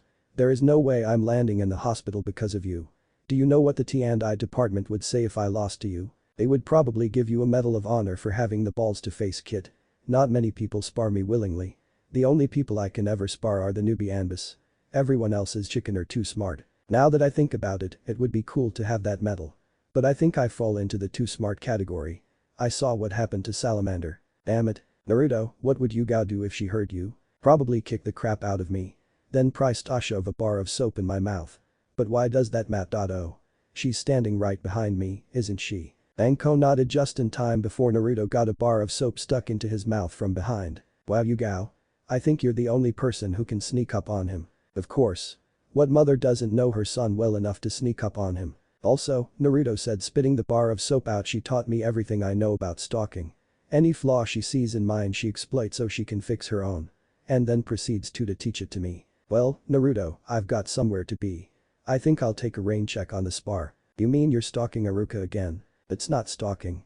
It's observing the prey. You like him, don't you? I don't like him. He simply provides a challenge. When you stalk somebody, you usually don't trip into their lap in the middle of a class they teach. Even more unusual is when you sit in their lap gyrating when you apologizing. Not to mention they were, what age? I think 8. Replied Yugao. I will not submit to this any longer. Goodbye, Yugao. Goodbye, Anko. Yugao replied. Have fun stalking the hot Chunin. She then added, causing her and Naruto to fall laughing. Like mother like son. Anko mumbled while walking out the door. Anyway mom, why are you here? Oh, simply a checkup visit. I'm leaving for about 3 days so I just wanted to say goodbye. Well then, try to enjoy the mission. I'll try. Yugao called back as she walked out of the apartment. Well, looks like I'm alone for a while. Naruto thought. It had been a week since Team 7 had been formed. Currently the team waiting the woods tracking a fast-moving blur. This is Raven, target appears to be in sight. Sasuke said over his comm. Link. Pink, can you verify this is the target? This is Pink. Target verified. A red ribbon around the neck and a nick in the left ear. Sakura replied. Good work team. Yellow, capture the target. Kakashi said through the link. All everyone heard was grumbling on the other side of the link when a flash of yellow shot out of the tree line circling the target. When Naruto stopped moving, there lay a cat with a red ribbon and a nick in the left ear. Hog-tied. Mission capture Tora accomplished. Naruto stated with an air of professionalism no one on the team could even imagine him having. Save Kakashi, who heard it several occasions years ago. Good work Naruto. Kakashi started. But don't you think the hog-tying was a bit overboard? What, you never said I couldn't. You specifically said no death traps or shots to kill. That effectively leaves this method. Naruto said, gesturing to the cat with the last part. And if I ever have to use my bare hands to catch the damn thing again, I swear within 3 nights it will die peacefully in its sleep, or so help me I will help it along. Sasuke and Sakura shuddered at this thought. They knew he could effectively carry out the threat and they would support that choice fully should he choose to fulfill it. The scary part was he could the same to them and he wouldn't have any second thoughts about it afterward should they cross him. It was like he had a whole different personality when he got over 2 hours of sleep. No longer was he constantly asleep, he now seemed to have limitless energy with a skill set higher than their teachers. A rather deadly combination. It doesn't matter actually. Kakashi quickly backtracked. He was working on improving his skills, but he was still nowhere near ready to face him in a fight. Let's head back to the Hokage to get the mission payment. Good work Team 7. Here is your mission pay. The Hokage said while Iruka, who was working in the Hokage's office until the next semester as an aide, gave them 4 envelopes containing the money. Now, what to pick for your next mission? We have painting houses, weeding a garden, walking some dogs, or cleaning the Inyazuka kennels. I think the last one holds the most promise, what do you 4 think? He asked looking over his best Genin team. When he stopped at the last team member, Naruto, he became afraid though he didn't show it. Naruto was giving the Hokage a death glare that seemed to say give me a real mission. Not these chores. If I have to do one more, I will hurt you in as many painful ways possible and still leave you fit for duty. That's it. Yelled Sasuke, which surprised everyone but Naruto and Kakashi. These aren't missions, they're chores no sane person would ever do. We're ninjas, not the cleaning maid. Sasuke. How dare you? These missions are vital. They supply Iruka started only to be stopped by the Hokage. The Hokage let out a sigh of relief, glad Naruto wouldn't visit him in the night. It's okay Iruka. They've done the minimum amount of D-ranked missions, I have an easy escort mission that they can do instead. Send in the client. With that, a sliding door opened to reveal an old man who was holding a sake bottle and had clearly been drinking from it if his actions were anything to go by. This is Tazuna. You'll be guarding him from bandits and thugs on his trip home to the land of waves. This is my protection. Tazuna stated, making it clear he was drunk. They're just a bunch of weak kids. Especially the blonde one. He looks like those people who were watching me earlier, except no mask. They seemed strong. If this kid is trying to imitate them, he must be weak. In a flash of speed Naruto was behind Tazuna with a kunai at his neck whispering I'm copying them RI.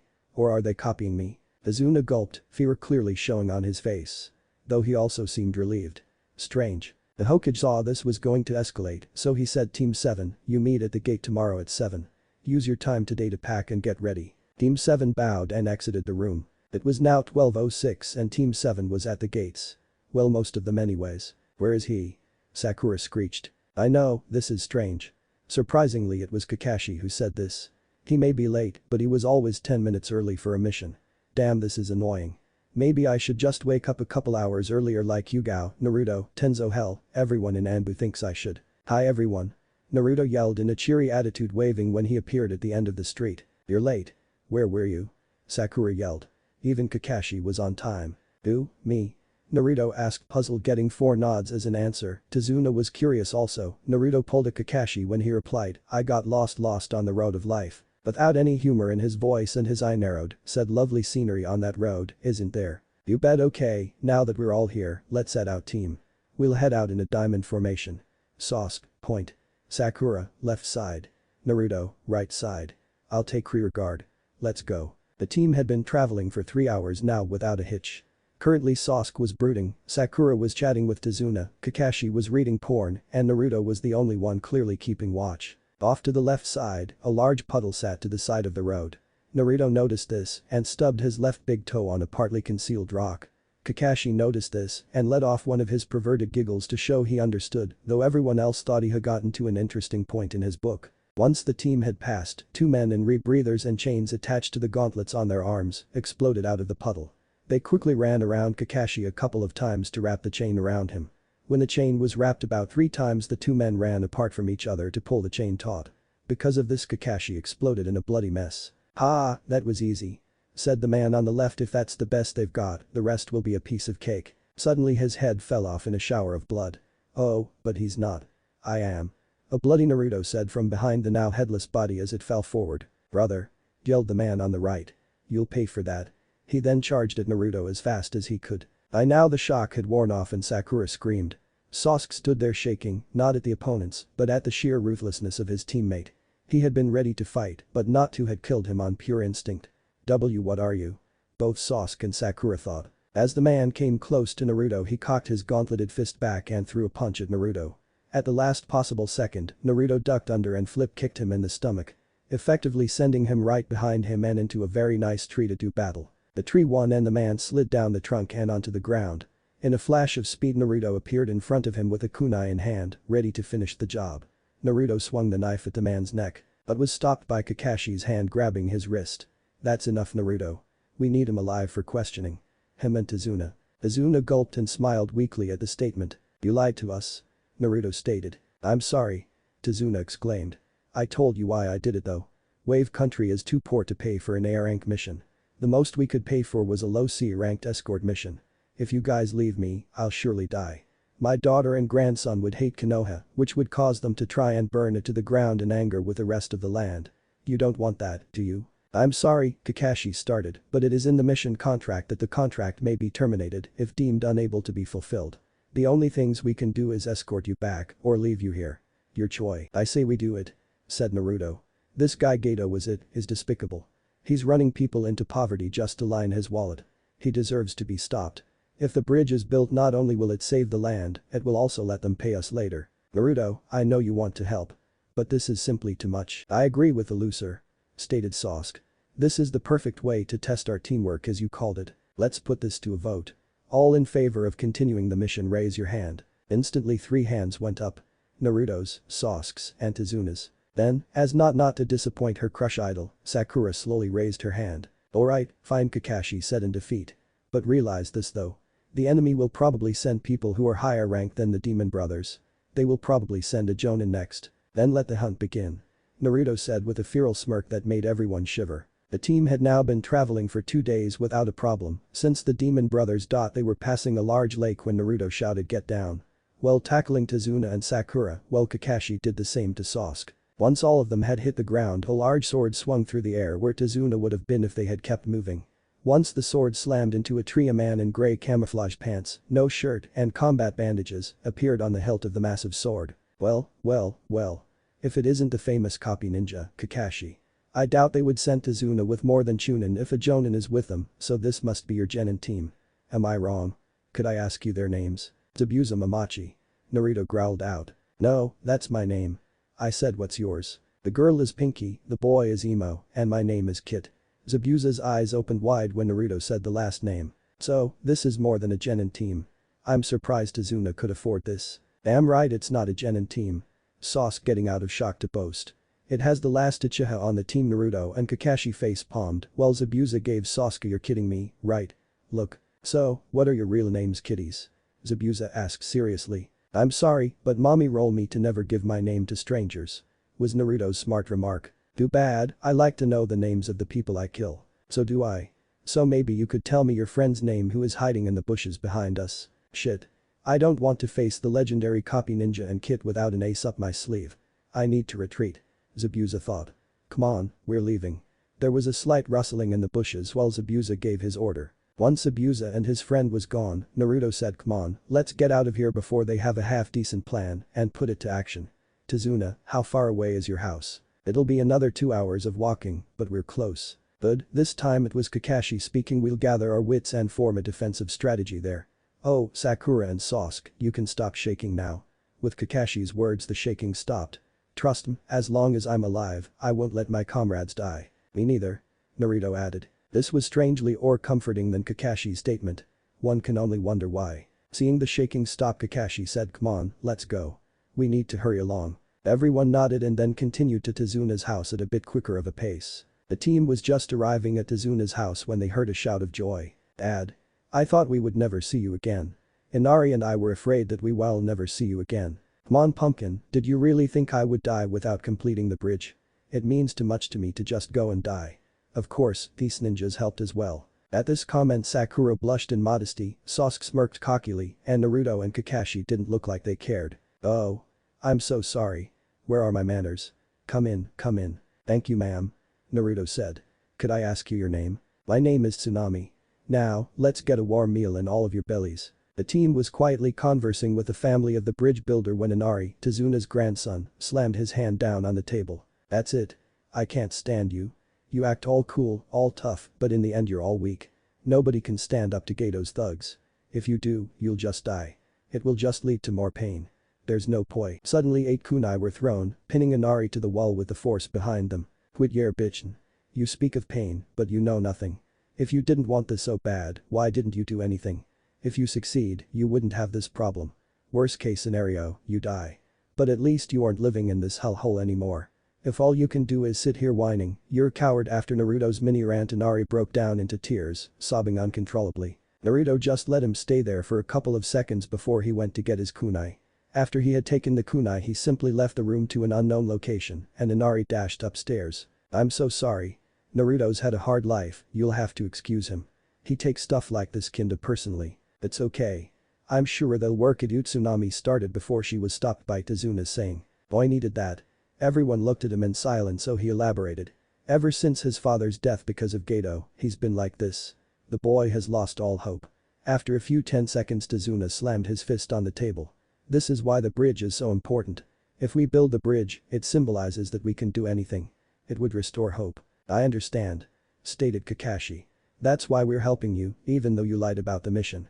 In all honesty, we'll be in big trouble for helping you once we get back." "Father," Tsunami shouted. "You said we would be just able to afford an S-rank mission. How much did we really have?" "Below C rank." Tezuna squeaked out while slowly slouching down in his chair in a vain attempt to avoid his daughter's rage. "Oh my gosh. These kids aren't ready for this, are they? I would perfectly understand if you left right now. After all, if it were Inari, I would have wanted him to pull out," Tsunami said, trying to make up for what her father did. "But we're not Inari, a helpless little kid. We're ninja who can look out for ourselves, plus some more," Naruto said, re-entering the room. "Naruto?" Sakura screeched at Naruto. "What the hell was that little stunt for? What are you talking about? Because of you, there are now 8 new holes in the wall." "Oh, was I supposed to add more?" was Naruto's smart response while he fingered his kunai pouch. "And no. It's fine the way it is." "What's with those 2, father?" Tsunami whispered to Tezuna. "Trust me," Tezuna whispered back.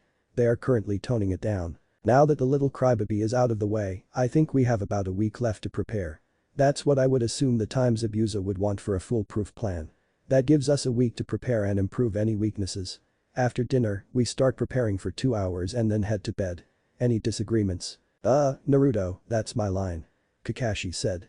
"Why do you think people will listen to you if you're not team leader?" Naruto smirked as an idea popped into his head. "Let's settle this then," Naruto stated. "Everyone who would rather listen to me than Kakashi, please raise your hand." But that stated Sasuke, Sakura, Naruto, and Tezuna raised their hands. All in favor of Kakashi. An eerie silence fell over the room as the lone hand of Kakashi went into the air. "All in favor of my plan, raise a hand." Everyone save Kakashi raised a hand. Seeing his defeat, Kakashi sighed and raised his hand. "But," Naruto stated, now having a total mood swing from dead serious to annoyingly cheerful. "Now that that's settled, let's eat." Everyone save Naruto and I'm sweat dropped before digging in. "Wait a minute," Tsunami said, startling everyone. "What about Inari? He's missing dinner." "Oh, don't worry," Naruto said since he was the first to swallow what was in his mouth. "Kakashi will go get him." "Right." While getting up, Kakashi sent Naruto a one-eyed death glare from hell, which Naruto blatantly ignored. As Kakashi went up the stairs to Inari's room, he heard quiet sobbing.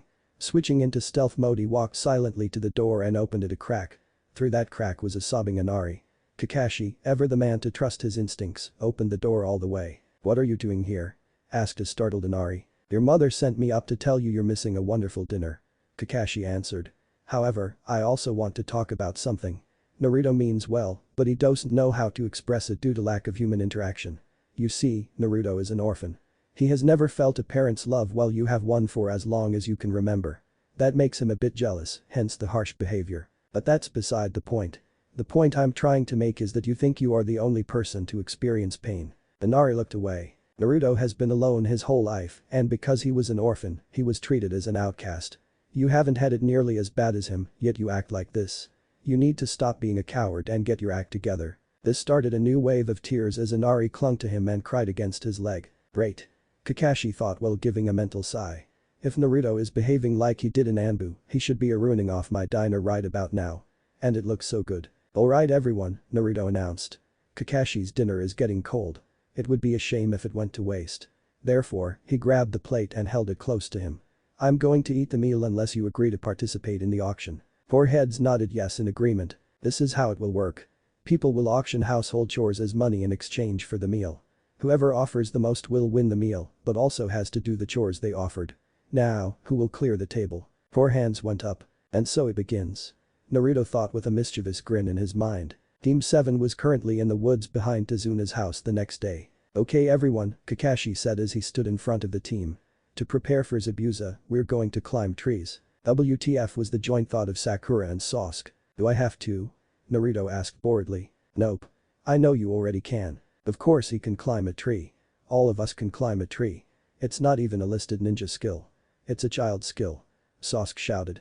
He was his wit's end with a weak teacher and a loser who was better than him. He wanted to do something that would make him strong. You moron. Naruto said. He then proceeded to walk up the tree. Without his hands in his pockets like it was no big deal. He means like this. Sakura gasped while Sasuke was silent. Yes, that is what y'all will be doing. And I can assure you, he doesn't have spikes on his SANDALSAN. That is what I first thought lol. I mean what other logical way would they be able to jump from trees like that without falling and walk up trees like that? How do you do it? Sasuke asked while he swallowed his pride for those brief few seconds. Simply mold chakra to your feet and walk up, though you may need a running start when you first learn it. Kakashi responded, glad that his student was at least capable of swallowing his pride without choking. Like this? Sakura asked from above everyone while she sat on a high branch. That would not sit well with Sasuke. Yes Sakura, like that. Since you seem to have a handle on things I want you to walk up and down the tree until you drop from chakra exhaustion. Kakashi responded to her rhetorical question. Well you have near perfect natural chakra control, it's because you have almost non-existent chakra reserves by shinobi standards. This exercise can be used to do two things. 1. Improve chakra control, and 2. Increase chakra reserves by doing it several times. Now, while Sasuke tries to even do it and you work until you drop, Naruto and I will protect the bridge builder. With that said he turned and left with Naruto following right behind him. Once they were out of hearing range Naruto turned to Kakashi and asked why am I here with you? You know that one of us could protect the bridge builder while the other trains. What's the point? Oh I know. We just want them to think that you're not nearly as strong as you are. Kakashi's tone grew serious. You have nearly blown your cover several times. We need them to think that you are weaker by having to need me go with you.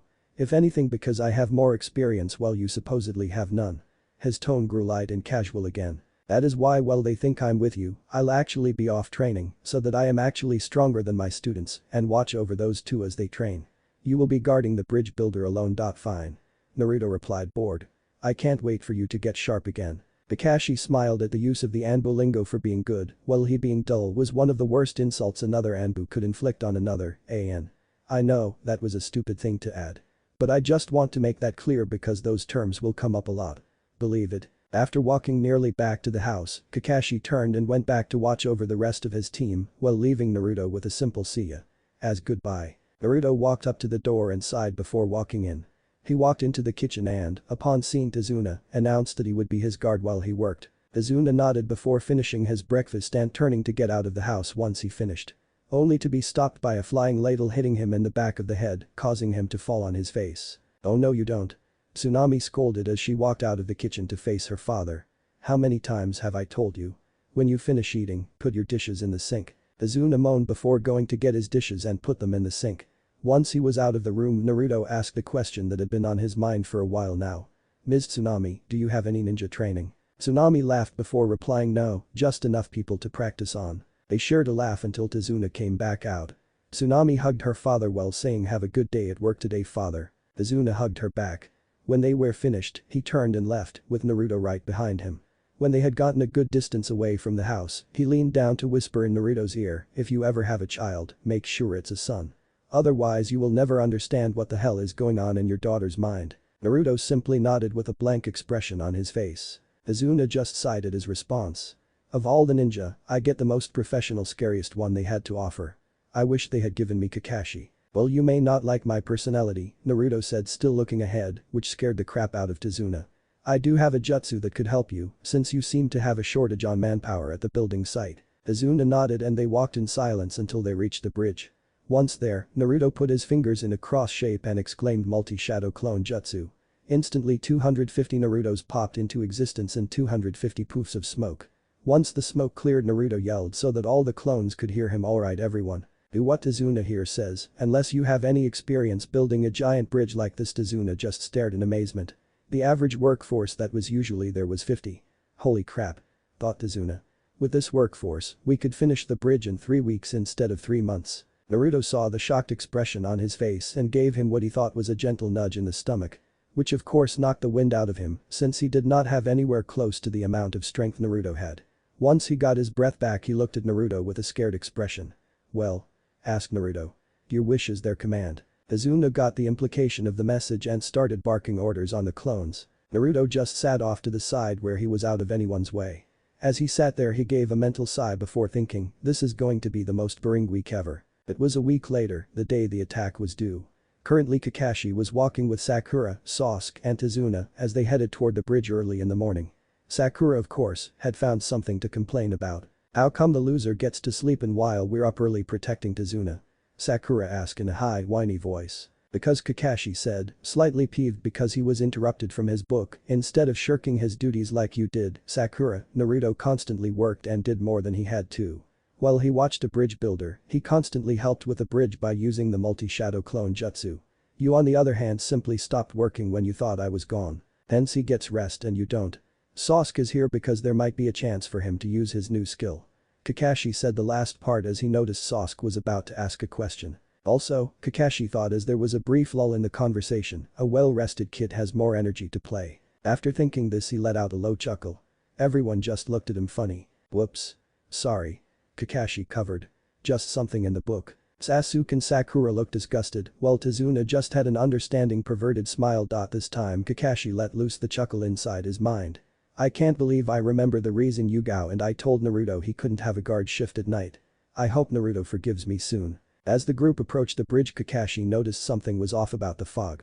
There was usually fog in the morning due to the fact that the bridge was right over water, but it was way thicker than it should be. Usually you could see about 50 feet. Now you were strained to see even 20 feet. Things only got worse the farther they went in. Once they were around 40 feet into the bridge, they started to see bodies littering the ground. This scared Sasuke, Sakura and Izuna, while Kakashi was just glad there wasn't any blood. That signified that the workers were just unconscious and not dead like they would be in a worst-case scenario. The mist soon started to thicken so that you could barely see 5 feet in front of you. "Everyone!" Kakashi yelled as he realized what was going on. "Get into formation Delta." After the order, Kakashi, Sakura and Sasuke formed into a triangle formation around Izuna, forming something similar to the Greek letter Delta. A couple of seconds later, a voice started to emanate from the mist. My," taunted Zabuza. "Do you really think you can defeat me without the help of that blonde kid? I forget his name, what was it? I believe he said his mother said never to talk to strangers." Kakashi replied. "Ah yes. That's quite the memory you have there, oh famed copy ninja. Naruto." Sasuke growled out. "What?" was the reply that resonated through the mist. "I said," Sasuke continued to growl, "his name is Naruto. I'll do what the loser couldn't. I'll state all of our names correctly. The loser was Naruto Uzumaki, the girl is Sakura Haruno, and I'm Sasuke Uchiha." After his deceleration, Sasuke had a smirk. At least he could get their names straight. For a while nothing happened. Everyone grew tense. Then laughter burst through the mist. "Ahahahahaha." Zabuza laughed. "Kakashi, you have possibly trained the dumbest ninja alive." "Hahahahaha." Sakura and Sasuke held a confused expression, so Kakashi elaborated. "You never give your name to an enemy ninja." Kakashi lectured. "Otherwise, if said nin is caught, they might find a way to link you to themselves and not in a good way, as a form of revenge. It could lead to a war. Therefore you use a fake name that can't be traced to a village, but is still famous enough to know who it is." That is one of the reasons Anbu use animal names instead of their real ones.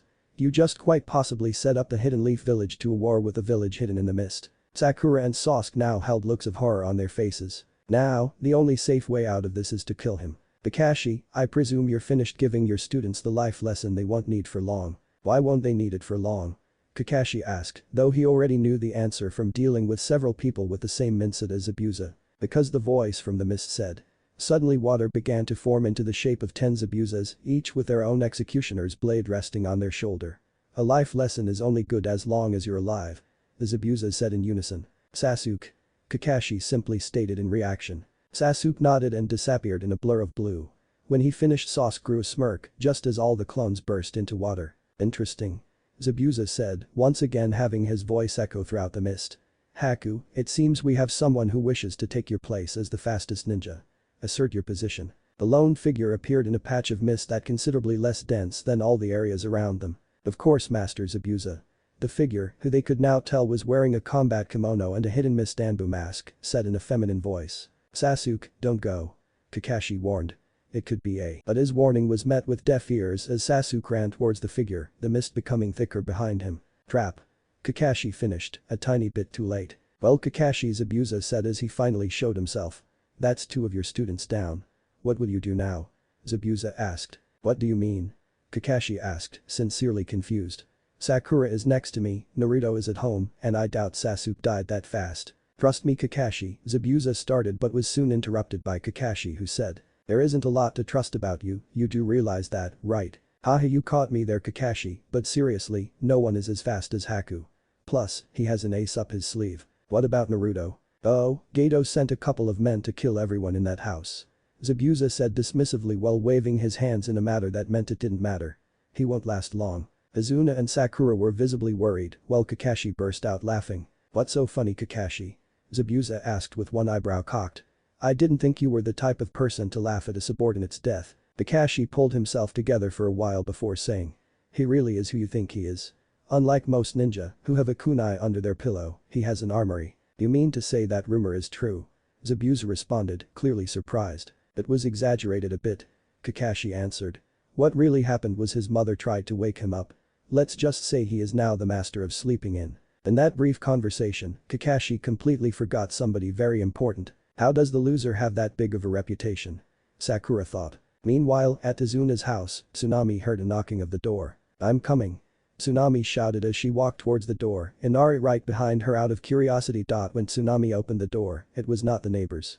Instead it was 2 large men with loose trousers and no shirt. Each had a katana strapped to their belt. Such a shame. The bigger man said to the other. She looks so good, can't we use her once before she has to be killed? Tsunami grew frightened as she heard this, but then remembered the instructions Kakashi gave her. She quickly grabbed Inari and ran up the stairs. The men just laughed as they walked after her. The men stopped as they saw a kunai lodged into the wall at an odd angle. They slowly approached a room that was opposite the kunai, only to find a child sleeping on his back with his hands under the pillow. This will be easy. The larger man thought as he entered the room. Only to dodge to the right as a kunai came sailing past him. Just like I expected from a ninja. Now what the fu, the man's thoughts were abruptly cut off by one of the 2 mace and chains Naruto released if someone were to enter and dodge the kunai to the left or right. Upon smelling the blood, Naruto began to open his eyes. Tsunami. Oi, you there? Naruto asked, worried that he had killed her. I'm here, Naruto. Tsunami answered as she poked her head out from behind the door. What happened? Naruto asked upon seeing the dead body in his room. Just what Kakashi predicted would happen. She said as she scooted around the body in the hallway and into Naruto's room. Flashback, Kakashi was just about to leave the house that morning. As he was about to leave, his head jerked up in remembrance and walked back to Tsunami while saying, you guys go ahead. I need to ask Tsunami something. Once the group was out the door, Kakashi beckoned to Tsunami. Yes? She asked, curious about what he would want. I think Gato might send men here after you. Tsunami's mouth opened in shock at this information. Kakashi saw she was about to have an outburst and covered her mouth with his hand. Shhhhhh. He soothed. It's okay, Naruto's here. He may be asleep, but if you do what I say perfectly, those men will be dead before they touch you. If you see men bearing you ill will, grab Inari and run up the stairs. Naruto has a kunai lodged in the wall, so that if he throws a kunai and it misses but there are multiple enemies, it will kill the person right behind the person he was intentionally aiming for by ricocheting off the kunai, since the logical thing to do would be to wait in the hallway if they have experience with ninja. So whatever you do, don't pull out that kunai. When you get to Naruto's room, don't go in. He throws a kunai at whatever first steps into his room. Instead, since the door swings outwards, open the door and hide behind it. Why? Asked Tsunami as she finally was able to get out of Kakashi's hand. Because Naruto throws a kunai at the first living thing to step inside his room. Not open it. Immediately after, he throws 2 maces and chains so that if you were to dodge left or right, it will still hit you. What if there's more than 2 as a fail-safe? He keeps a tanto under his pillow as well. This is because by the time Naruto smells blood, he will be completely awake. That is how fast his reactions are. I'll keep that in mind. Thank you. No problem. Well, I better go catch up. Flashback end. So, he was able to predict their movements well enough. Naruto mused to himself after Tsunami explained how she knew to hide behind the door. I want you to go into the most secure room in this house, which is probably the basement. Hide down there and barricade the door. I'm not sure if the men will come back, but it shouldn't be for a while. That will give you time to prepare. After stating this, Naruto began to pick up his weapons and put them under his pillow. Once that was done, he turned to take his leave. Only to hear the sound of crying behind the door. Naruto slowly closed the door a bit to reveal Inari crying behind the door in the fetal position. All Naruto could make out was Inari saying sorry. He lowered himself to Inari's level and lifted his chin for eye contact before he asked what's there to be sorry for. I am sorry I bravey enough to help you, our mom. I was afraid. Inari, listen to me. Naruto commanded. When Inari stopped crying, Naruto continued. Bravery is not the absence of fear. Then what is it? Inari asked back, clearly curious. Let me finish. Naruto soothingly said. Bravery is not the absence of fear, but the will to face it. That is what bravery is. Let no one tell you different. An. Guess what, guys? I don't own that quote. I wish I did. Side. I don't own lots of things. Damn. After those inspirational words, Naruto stood up and left. Tsunami got worried and started to ask Inari, are you okay? But was cut off when Inari abruptly stood up and said, I'm going to rally the villagers, and then entered his room. Tsunami didn't do anything. She just stood there and smiled, glad that her son had regained the courage he had lost when his father died. Sasuke was currently matching the hunter nin, who had been named Haku, blow for blow at the same strength and speed. So, Haku said in a feminine voice. It appears that you can indeed match me in speed, but Haku then abruptly punched at Sasuke in the stomach. Sasuke saw this though and caught the punch. Haku then brought a leg up in an attempt to roundhouse kick him, but that was caught too. I am able to perform jutsu, unlike you. Therefore I have the upper hand. Haku finished. What do you mean? Sasuke said arrogantly. You have a hand trap too. Neither of us can perform a jutsu. Unless of course you can perform one-handed seals. Haku answered to Sasuke's inner question. Haku then quickly went through several hand seals with his free hand. When finished, ice released demonic ice mirrors. Was stated. After Haku stated the jutsu name, the water began to form a dome of 21 6x4 rectangles around them. 10 on the bottom row, going straight around, 10 bent inwards on top of the first row, and 1 in the top. The only gaps were 3 inches apart. Way too little to crawl through, even for a ninja. Haku then slowly melted into the nearest mirror behind him. Soon, all the mirrors bore his reflection. What is this? Sasuke asked, for he had never seen a jutsu such as this. This is my bloodline limit. Haku answered in a dead voice, but one that still held a mocking tone. Unlike you, I have awakened mine, oh great Ichiha. Anyone who becomes surrounded by these mirrors never lives to tell the tale. Let us see how long you last. But that warning, 5 senbon came from completely different directions, but all from a mirror. All 5 hit Sasuke, 2 in the left leg and 1 in every other limb. All of them struck nerve clusters that would cause great pain. Ah! Sasuke screamed in pain. The senbon kept on flying. First there were 5. Then there were 9. Then 16. Then, after the next row, 24. What is this? Sasuke thought. Is it teleportation? No, it seems that they are being thrown from a second apart. Now the gap is widening. What's going on?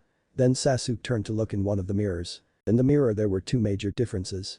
One was that he was riddled with 24 senbon. The second was that he had 2 Tomo in his right, red eye, and 1 in his left, red eye. Sasuke saw this, then burst out in a mad cackling laughter. What is so funny?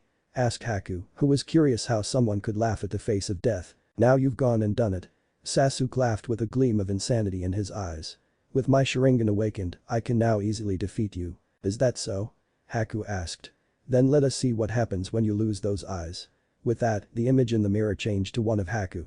Soon after, two senbon flew out at Sasuke, one aimed for each eye. Much to Haku's alarm, Sasuke pulled out a kunai and deflected both of them. What were you saying? Sasuke said, still with that mad gleam in his eye. Now that the playing field has been leveled, let us continue. No. Said a voice from right behind Sasuke. Standing right behind Sasuke was Naruto, only he was holding something against his leg. Naruto. Sasuke growled out. Stay out of this. This is my fight. It is no longer your fight, Sasuke, Naruto said in the same dead voice as Haku.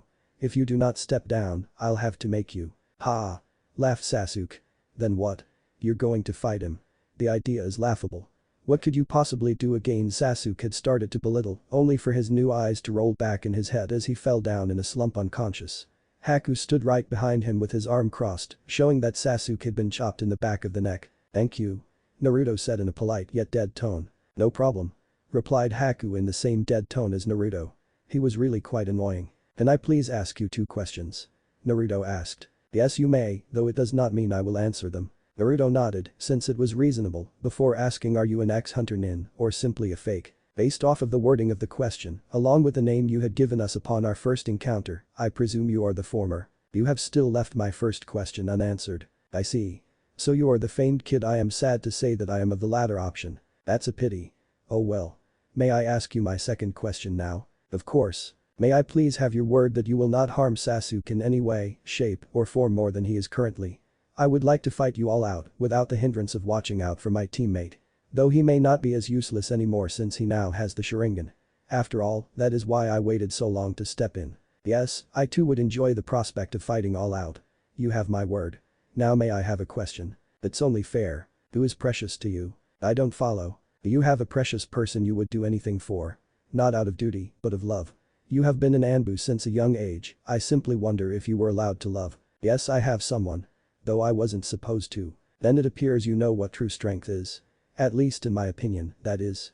I believe true strength comes from the need to protect something that is worth giving your life. I can believe that. I am pleased that Leaf Shinobi know what it means to be strong. Now, let us fight. Finally. Hell, I'll give you 10 seconds to get back into that mirror of yours. He then pulled the hand he had against his leg up to reveal a customized Fox Anbu mask with red markings on it and 3 whisker marks on each cheek.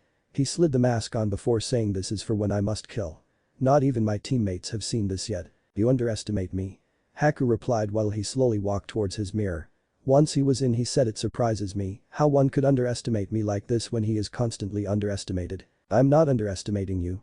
I fully believe you could kill me. That's why I want you in that mirror. I want to see the technique and then see if I can counteract it. Regardless, it won't help you. No one has ever survived. There's a first time for everything. Was the response he gave with some humor in his voice before a hail of 27 senbon rained down on him. He flipped out of the way, though 7 nicked him and 3 had impaled him. Not in vital points or nerve clusters for that matter, but it stung nonetheless.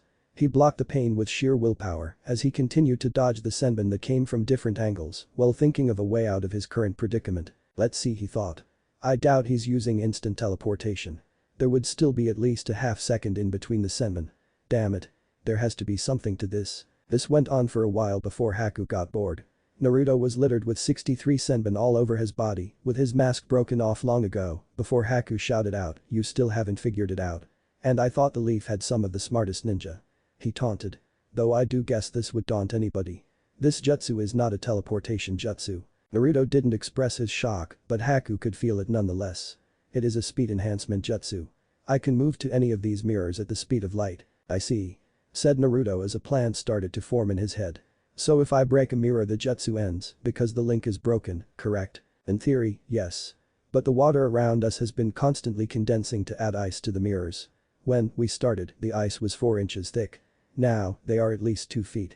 I highly doubt anyone who has less raw strength than Tsunade Senju can break these mirrors. Naruto's form of answer was a direct one. Naruto ran from his spot near the center to the closest mirror. Once he got close, he pulled his fist back and threw a punch with all his strength and momentum behind it. Shit. Naruto exclaimed in his head as he staggered back, revealing 4 bloody knuckles. That hurts. You only serve to prove my point. Taunted Haku. Oh, shut up. I'll think of something. Naruto responded while trying to mask his pain. But the irritation was clear as day. Maybe you need more motivation. Haku said in a thoughtful tone. Perhaps if we raise the stakes. But that won't work, it's already life or death. That just leaves anger, I suppose. And how do you plan to make me angry? Do you value your comrade's life? I don't like where this is going. Naruto replied as he silently tensed. Should I take that as a yes? Make of it what you want. Then I'll take it as a no. So you wouldn't mind if I did this, would you? Haku said in a contemplative manner as he threw 5 senbon from Naruto's right. No, Naruto replied with sarcasm deep in his voice and an eye roll. I really don't mind you attacking me nearly as much as some other people. You might not mind, but what about your teammate? Was all Haku said as he pointed beyond Naruto to the prone figure of Sasuke Uchiha. Naruto turned to look at his teammate, only to see something he never expected to see as a genin. It was Sasuke, lying on the ground.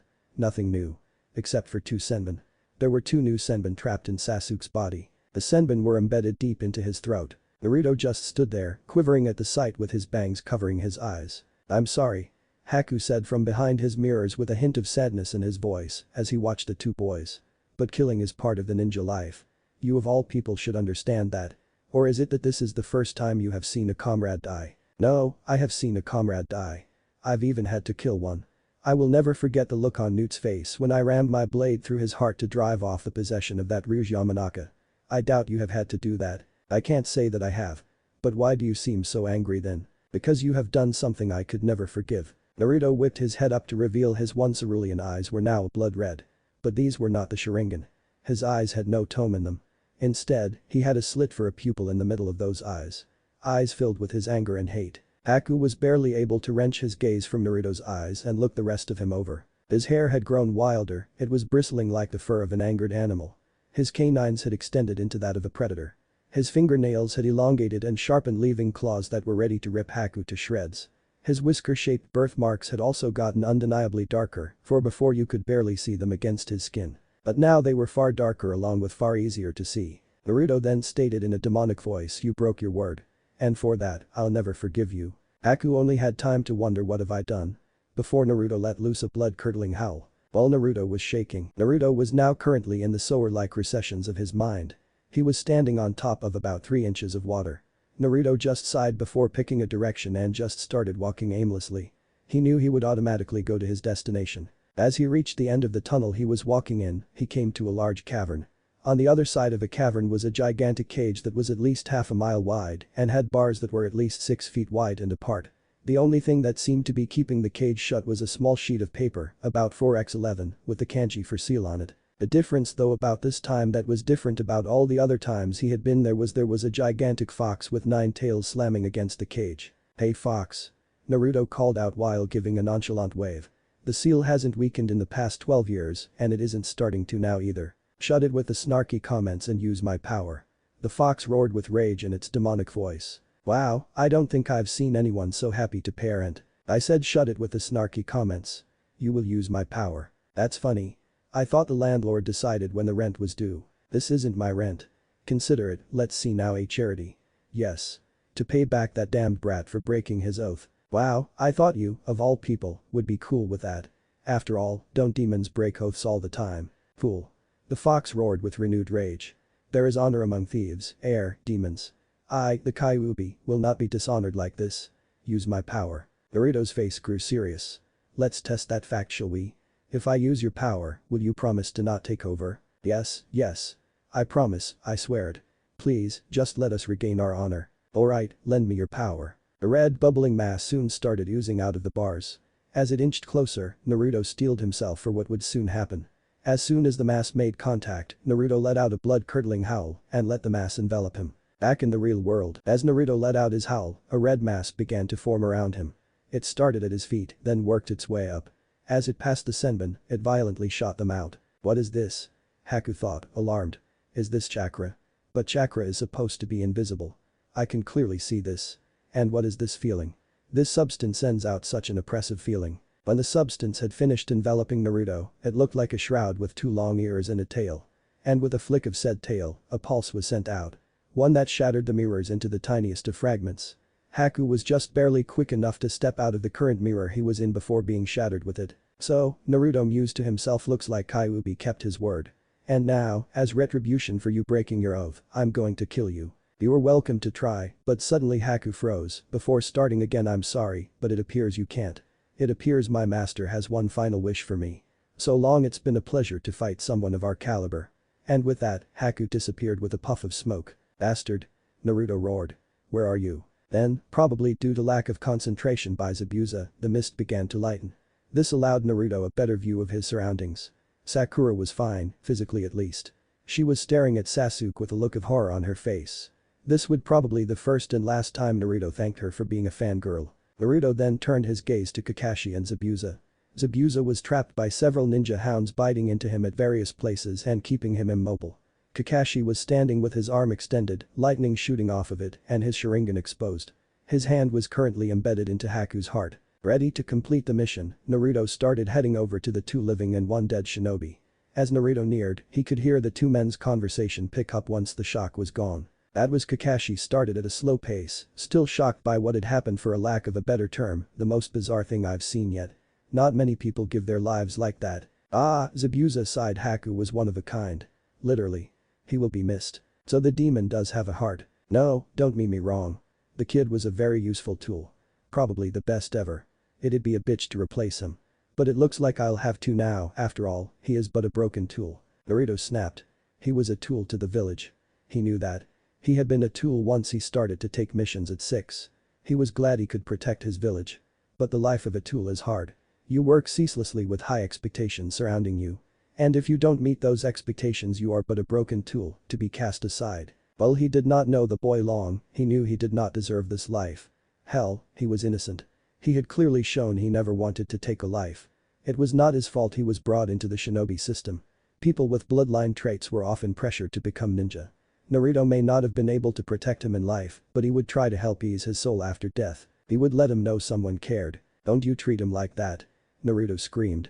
This when Zabuza finally seemed to notice him. Igura. Naruto charged right past Zabuza with his clawed hand extended at his side. After the pass, Naruto slowed down and was able to stop about 15 feet away from him. As he came to a stop, Zabuza's back exploded in a shower of blood. If you were to clean off the blood, there would be 5 deep claw marks with burns around them running across his back horizontally. Maybe a shirt would have helped. As Zabuza collapsed on his hands and knees, Naruto turned and shouted, "You can't cast him aside like that. That boy gave his life for you. And you would just throw his sacrifice away. He was not a tool. He was a human being who gave his life to you, not out of training, but of compassion. He drew upon you for true strength." Humphed before replying, "You know, kid, for an Anbu, you really don't understand the shinobi system. Ninjas are to be tools with no emotions. Whether they be tools for a village or a private contractor, they are tools nonetheless." Zabuza then hacked up some blood, which turned his face wraps a light red. "Shit, that's gross. Then it's a stupid system. A boy should be able to love somebody and be able to show his compassion. He looked up to you as something, and all you did was consider him a tool. You're a heartless monster. You're wrong." Zabuza wheezed. "When I found him on the streets of the Hidden Mist village, I half considered killing him to spare his misery. But the kid convinced me otherwise and actually talked me into letting him be my apprentice. At first I considered him a tool." Zabuza wheezed a bit more. "Now I look at him as the son I never had." Before anyone could say anything, a clapping could be heard from across the bridge. The 3 living ninja looked to see who was dumb enough to enter a mini war zone. Turns out it was a small, fat man who was dressed in an expensive-looking suit and was clearly balding. What little hair that made up the ring around his head was spiked up, probably to add around 4 inches. He wore designer sunglasses that hid his beady little eyes and only needed to rest on his nose to stay in place.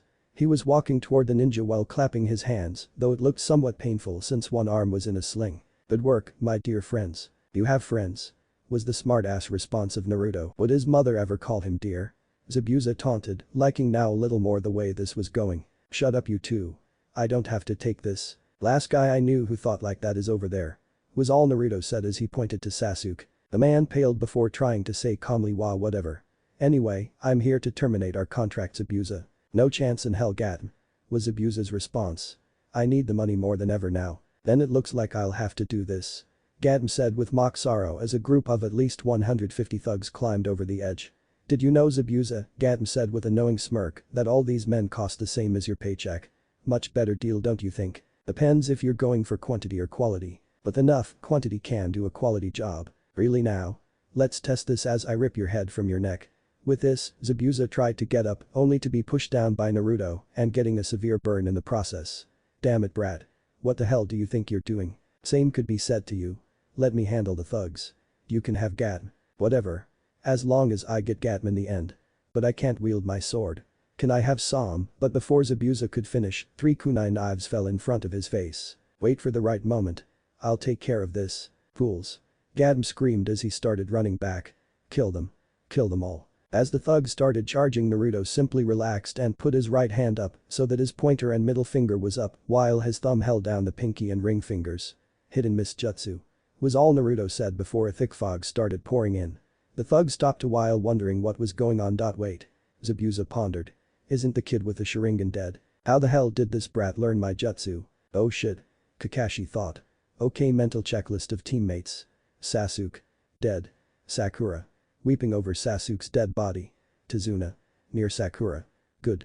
No one on our side knows what the hell is going on. And with that, Kakashi visibly relaxed. As the fog became thicker, Kakashi eventually lost track of his teammates. It was once the mist was so thick you couldn't hear feet that the screams started. Heh. Looks like there is a new demon of the bloody mist for after I die. The Velagtus den in the mist is gonna be pissed when I name him my successor. Zabuza thought playfully. Now, where's that scumbag? Stretch out my senses there. Heh, Brad even cleared a pretty straight path too. Damn, his senses are good. And with that, Zabuza ripped of his bandages with one hand while picking up the kunai in another.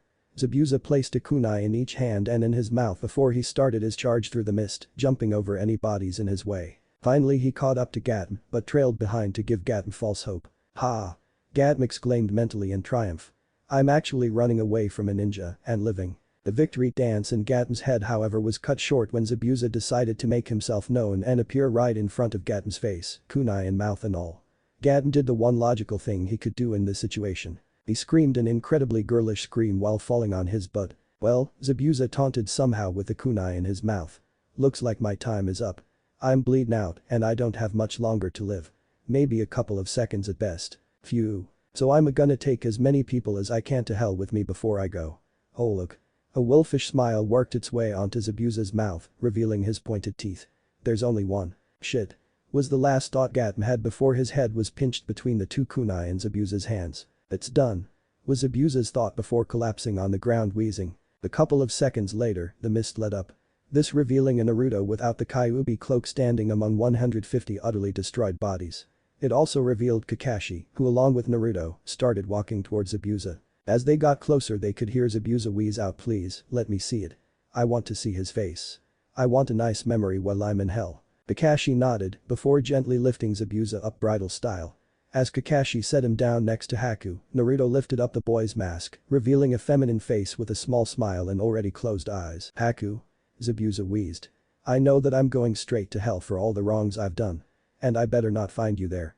You don't deserve it. You were innocent. I just pray now that they'll let me visit you. So long. And brat. Naruto pointed to himself. Yes, you smartass.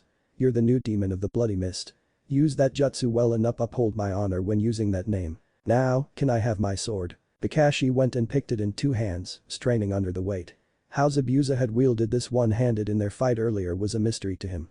As Zabuza got a grip his sword he took in one last shuddering breath before muttering, thank you. All of you. I hope I never see you again. And it is with those words that Zabuza closed his eyes. As he and Kakashi bowed their heads in respect, Naruto muttered, and another great ninja passes on. Rest in peace. Both of you. Rest in peace. Both of you. Naruto. Of course there was no moment of silence. They were lucky for the whopping 30 seconds they got. Sakura was quickly approaching Naruto, fist drawn back ready to punch him with tears welling up in her eyes. How could you mourn the enemies while your teammate is dead? As Sakura reached him, her arm extending, he grabbed her fist and used her momentum to fling her over his head. She crash-landed into a particularly messy part of the bridge. It was covered in 5 different men's blood and gore. Sakura did what most 12-year-old fangirls did in this situation. She let out an ear-shattering scream. After the scream stopped, Naruto began explaining himself. Look, Haruno. He's alive. Sakura shut up in record time and rushed over. Surprisingly, somehow, Kakashi and Naruto were able to keep up. Fangirls move fast when motivated properly. As they arrived, Naruto lectured, I thought you had the best academic grades. I dozed off a lot, but didn't we take at least some form of basic anatomy? Sakura merely nodded her head, wondering what he was talking about. The senbon punctured here and here. Naruto continued to lecture while pointing to the 2 newest needles. There is a nerve right here. Naruto pointed to where the needles would have met. That if punctured once would kill you outright. Of course, Sakura gasped in fear. But if punctured twice at the same time, like he was, it will cause a near-death-like state. Get your head in the game, you should know this. Attention everyone. This is not true. I dunno. I faked this part. I don't have a medical degree. If I did, it would be framed in my living room and I would work as a doctor without the job I have now. Bottom line. Don't stab people in the neck with 2 needles simultaneously looking for this BS nerve. You'll probably kill someone. Though it would be epic if there was a nerve. And the dot, you know what? Screw it. I'm rambling. Here's the story again. Actually, Kakashi thought as he watched passively from the sidelines. Well, they did teach basic anatomy that was not taught. It is an extremely tiny nerve that would be useless to hit with a kunai because they'd be dead. Also, the nerve is fairly deep into the neck. You need to have the right amount of force behind the throw to hit the nerve but not kill them by hitting the windpipe. Please don't give yourself away like that again. I taught you better lying than that. But how do we wake him up? Sakura asked worriedly. Simple. Naruto stated. Just grab them. Naruto got a firm grip on the senbon. And ripped them out. And with that Naruto unceremoniously ripped out the senbon. Naruto. Sakura screeched. Be more careful. You could end up hurting Sasuke. Naruto, however, was not paying attention and had a countdown in his head. 4,321 now. But now, Sasuke sat up suddenly, gasping for breath. Well, what the hell happened here? Sasuke muttered breathlessly at the sight he woke to. Nice to see you, to Sleeping Beauty. Was the sarcastic reply of Naruto. Oh, and this was Zabuza's doing. Turns out he was gonna be double-crossed and, well, didn't like that a lot. No really. Sasuke responded with absolutely no sarcasm in his voice. Not. See. Kakashi thought from a little bit away. I knew I taught you better than that. I can work with this. An arrow whizzed overhead and impaled the bridge, followed by a chant of "We're sick of this. It's time we kick ass and why." The 4 ninjas looked at the end of the bridge, seeing a mob of villagers holding various household items that might be able to be used as a weapon. Leading this group was Inari. Naruto. Inari shouted as he started to run over. What happened here? What did we miss? As Inari made it over, Naruto squatted so he was levels with Inari's head and said calmly, you probably just missed one of the biggest fights you could hope to see. But in short, Gatma's dead, you're free. There was a short silence over the bridge. Then someone cheered. From 1 it went to 3. From 3 to 10. From 10 to 30, and soon all the villagers were cheering. A random villager shouted out hooray for the Leaf Ninja. No. Naruto's voice resonated over the bridge. In the span of seconds everyone quieted down and looked at Naruto. We are not to thank. This was the work of Zabuza Mamachi and Haku Mamachi. Any thanks to us for killing Gatma is misgiven. But Zabuza tried to kill me. Tazuna shouted out. Killing Gatma plus that equal out. Right. You were the only people to do good. Look at it from his perspective. The perspective of a bloodthirsty hired gun needing money. Someone in the crowd shouted out. He was bloodthirsty and he needed money. He was willing to kill for it. Does that make him evil? Hell yes. Was the popular chorus in the crowd. Naruto disappeared in a blur of movement before appearing latched onto Tazuna's back with a kunai held to his neck. Then I should kill Tazuna. He is an evil person after all. How am I evil? Tazuna shouted out, Wield's eyes wide in fear. Naruto. Sakura shouted out. What the hell do you think you're doing? Naruto turned to face Sakura to answer, I am simply ridding the world of another evil person. But how am I evil? Tazuna shouted out indignantly. Naruto turned his focus back to Tazuna when he answered with a hard steel in his voice, would you kill to save your family? Of course I would. They are more precious than to me than the world. Then you're no worse than Zabuza, Naruto replied with a scowl and malice clear in his voice as he pressed a kunai into Tazuna's neck, releasing a trickle of blood. Naruto. Sakura once again shouted out. Have you lost it? She was stopped however by Kakashi, who had placed a hand over her mouth. SHHH. Kakashi whispered with a finger over where you would guess his lips to be. Naruto is proving an important point. And what point is that exactly? Said Sasuke, who was now standing with his arms crossed. To me it looks like he's trying to kill our client. Sakura worked her way free of Kakashi's hand before saying yeah. What Sasuke said. Just watch. Was all Kakashi said as he pointed back to Naruto and his little, scene. Meanwhile Naruto was still talking. Zabuza was going to kill you. Not for personal gain, but for his family. He was a former member of the 7 Swordsmen of the Mist. He considered the people of the village hidden in the mist his family. He planned to overthrow the current Mizukage because he was hurting his people with the bloodline purges. Naruto let that sink in for a moment. He was gonna kill you, a man who has led a pretty full life to save his village. In Zabuza's eyes, it was more than a fair trade. One man. The life of one man for an entire village. When you think about it, the Hidden Mist village has at least 3 times the population of this village here. Zabuza could have saved twice as many people if he killed Tazuna. They all would have died from starvation, but hey, the pros outweigh the cons here. Various people in the crowd gulped. Naruto had a very valid point. Was he evil? Was the question Naruto asked to the crowd. Was he evil because of a conflict of interest? Good and evil are only a matter of perspective. To me, Tazuna is evil. But I'm not. Was the indignant reply. Case in point. The mob looked down in shame, realizing what Naruto said was true. The moment of reconciliation was broken by Tazuna, who shouted out, "Great. We all see your point. Now can you please let me go?" "Oops. Forgot about you," was the startled reply Naruto gave as he released Tazuna. "The hell you did?" Tazuna mumbled while rubbing his sore neck. He then said aloud, "3 cheers for Zabuza and Hakumamachi. He may have tried to kill me, but it was for good intentions. And he freed us as well." The chorus of hooray went up 3 times. Once the cheer was done, Naruto spoke up again, saying, "Now, who will help me bury them?" Slowly, everyone swarmed around the 2 fallen men, lifting them up and carrying them in a sea of people. As the villagers walked away, Zabuza's sword was revealed. Naruto walked over and picked up, slinging it over his shoulder. "Jesus. This is heavy." But before he could start walking, the weight on his shoulder was lifted considerably. Naruto turned his head to see Kakashi and Sasuke helping him hold the sword up. "Yo." Kakashi said with a signature eye smile. "Looked like you needed help. Also, inspiring speech." "Really? HNN." said Gesu. "Thanks. Come on, let's get this to Zabuza's grave, then join the festival." "How do you know there will be a festival after Zabuza is buried?" Sakura asked, who Naruto just realized was doting near Sasuke without helping with the weight. "Because," Naruto said matter-of-factually, "we just saved a village from a slow, painful death. They are going to celebrate. Now let's get this done and then get drunk off our asses." "But Naruto." Sakura shouted indignantly. "We're underage. It's illegal." Naruto gained a sly smirk with a twinkle in his eye as he said, "Only if you get caught." 7 o'clock in the morning. Grasshoppers hop in the grass. Chipmunks and squirrels chatter in trees. Birds sing melodically in their nests. And in a certain household, one can hear a pan being clanged. Clang clang clang. "Rise and shine, everybody. Time to wake up," Naruto shouted. "I love you, Fox. Don't make me kill you," was the response that reverberated through his head. Kakashi, on the other hand, did not really appreciate the Kyuubi nearly as much as Naruto. "Damn you, Fox." Kakashi thought through the pounding headache he had as a byproduct of the drinking he did at the festival as he sat up. "First you took away my teacher, the closest thing I had to family. But you just crossed the line. Now, you are taking away my dollar and number % sleep."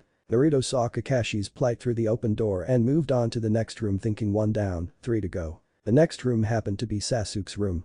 Naruto was about to walk in, continuing to bang the pan with his wooden spoon, before he realized he could have some fun with this. He set down his pan and spoon next to the door before he went over to Sasuke's bed. Once there, he ripped off the covers to reveal Sasuke in only his boxers. Naruto heaved Sasuke onto his shoulders before walking down the hall 2 doors before he turned to his left into Tazuna's room. He placed Sasuke on the floor before going over to Tazuna's bed and ripping off the covers to reveal Tazuna in some pajama pants. Naruto grinned mischievously as he stripped Tazuna of all his clothes before going over to Sasuke and doing the same. He lifted Sasuke over to the bed and then laid him next to Tazuna. His grin only grew wider when Sasuke instinctively snuggled next to the warmth. Naruto put the covers back on before he left the room. Naruto passed by Sasuke's room before going into Kakashi's room. Kakashi was just putting on his vest as Naruto walked in. Kakashi was about to give an outburst when Naruto put a finger to his lips, signaling to shut up. Kakashi did so, but still looked pissed. Naruto gave a follow me gesture before leaving the room. Naruto went to pick up his pan and spoon before going back into Tazuna's room. He turned to see Kakashi there, suppressing giggles as he suspected what was going to happen. After all, it wasn't a new one in the Anbu bunker. Naruto took a deep breath, ready to shout before he realized something was off. He set down his pan and spoon before rushing into Sasuke's room and picking out some clothes and then rushing back to Tazuna's room and scattering them around the room and then doing the same to some of Tazuna's clothes for good measure. As he returned to his original position, he gave a nod of satisfaction. He then took a deep breath and shouted, "Alright, lovebirds. Time to wake up. Don't care how exhausted you are." While he started to bang his pan, Sasuke and Tazuna slowly opened their eyes. It took a while to register in their deeply hungover brains. But it eventually clicked and they realized exactly whose eyes they were looking into. "Ah!" They both screamed as they scuttled away from each other as fast as they could, only to fall out of the bed. It was then that they realized how dressed they were. And exactly what that implied. By this time Sakura had walked in, awakened by the 2 words love and birds. It did not take long upon entering the room for her to realize what the situation implied. Soon they were all screaming. Somehow they all ran out of air at the same time. As they paused for breath, it gave them a chance to hear something they would not have heard if they were screaming. Uncontrolled laughing. They all looked towards the door to see Naruto and Kakashi on the floor laughing while holding their sides. Sakura did not like that. "Why are you laughing?" she screamed. Sasuke just lost his innocence to this old male pedophile. Not even to a proper woman. "The hell?" Tazuna shouted. "You think I wanted to sleep with this kid?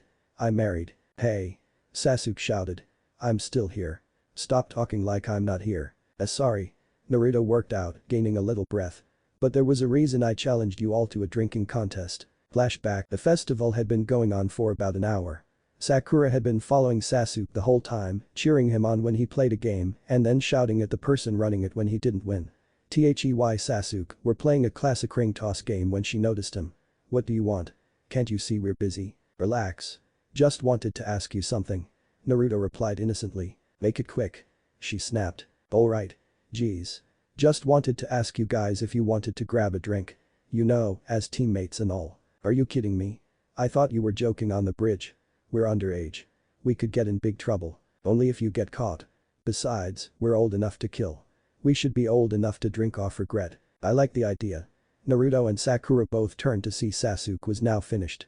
"Since it was a carnival game, you can be assured he lost. It would help us bond and improve our teamwork." "Alright," shouted Naruto. "We can do a whole team bonding thingy cause I know the bar Kakashi's at. Besides, I planned on challenging him to a drinking contest anyways. Why would you do that?" Sakura asked. "There should be no way you can win. Because I have to make him feel like he the leader of something on this team. He can be the leader of drinking." But that they walked to a bar a little bit away called the Drunken Dog. Inside it was smoky and you could smell the alcohol on some people. The perfect place to not get caught. Kakashi was sitting in the corner with a bottle of sake where he could see everything going on. Naruto led the group, sauntering over to Kakashi. That is what his teammate saw. What only Kakashi saw was the grin and gleam in his eye as he mouthed keep up appearances. Kakashi knew something was gonna take a hit. More than likely his wallet. Naruto walked over and stood next to Kakashi, resting his hand on his shoulder. "Kakashi, we, as a team, have decided to hold a team-wide drinking contest as a way of team bonding. We also decided that since you are the only one with a substantial income, you get to pay." "Waiter. 4 bottles of sake please." Mentally Kakashi sighed. Not only was his wallet definitely getting a beating, so was his pride and he was gonna have a bitch of a hangover as well. "I won't go into details so I'll just give the scores." Sakura finished off with a total of 9 bottles so as not to disappoint Sasuke. Sasuke finished with about 9 1/4. Kakashi and Naruto went on for a while. Kakashi got 27 bottles. Naruto decided to stop the humiliation at 42. And still didn't pass out. First off. Finished equals passed out. Second, I have no idea how strong sake is. And I'm not in the interest of finding out. Therefore I made up some numbers and if you don't like them. Fine. Change them in your mind.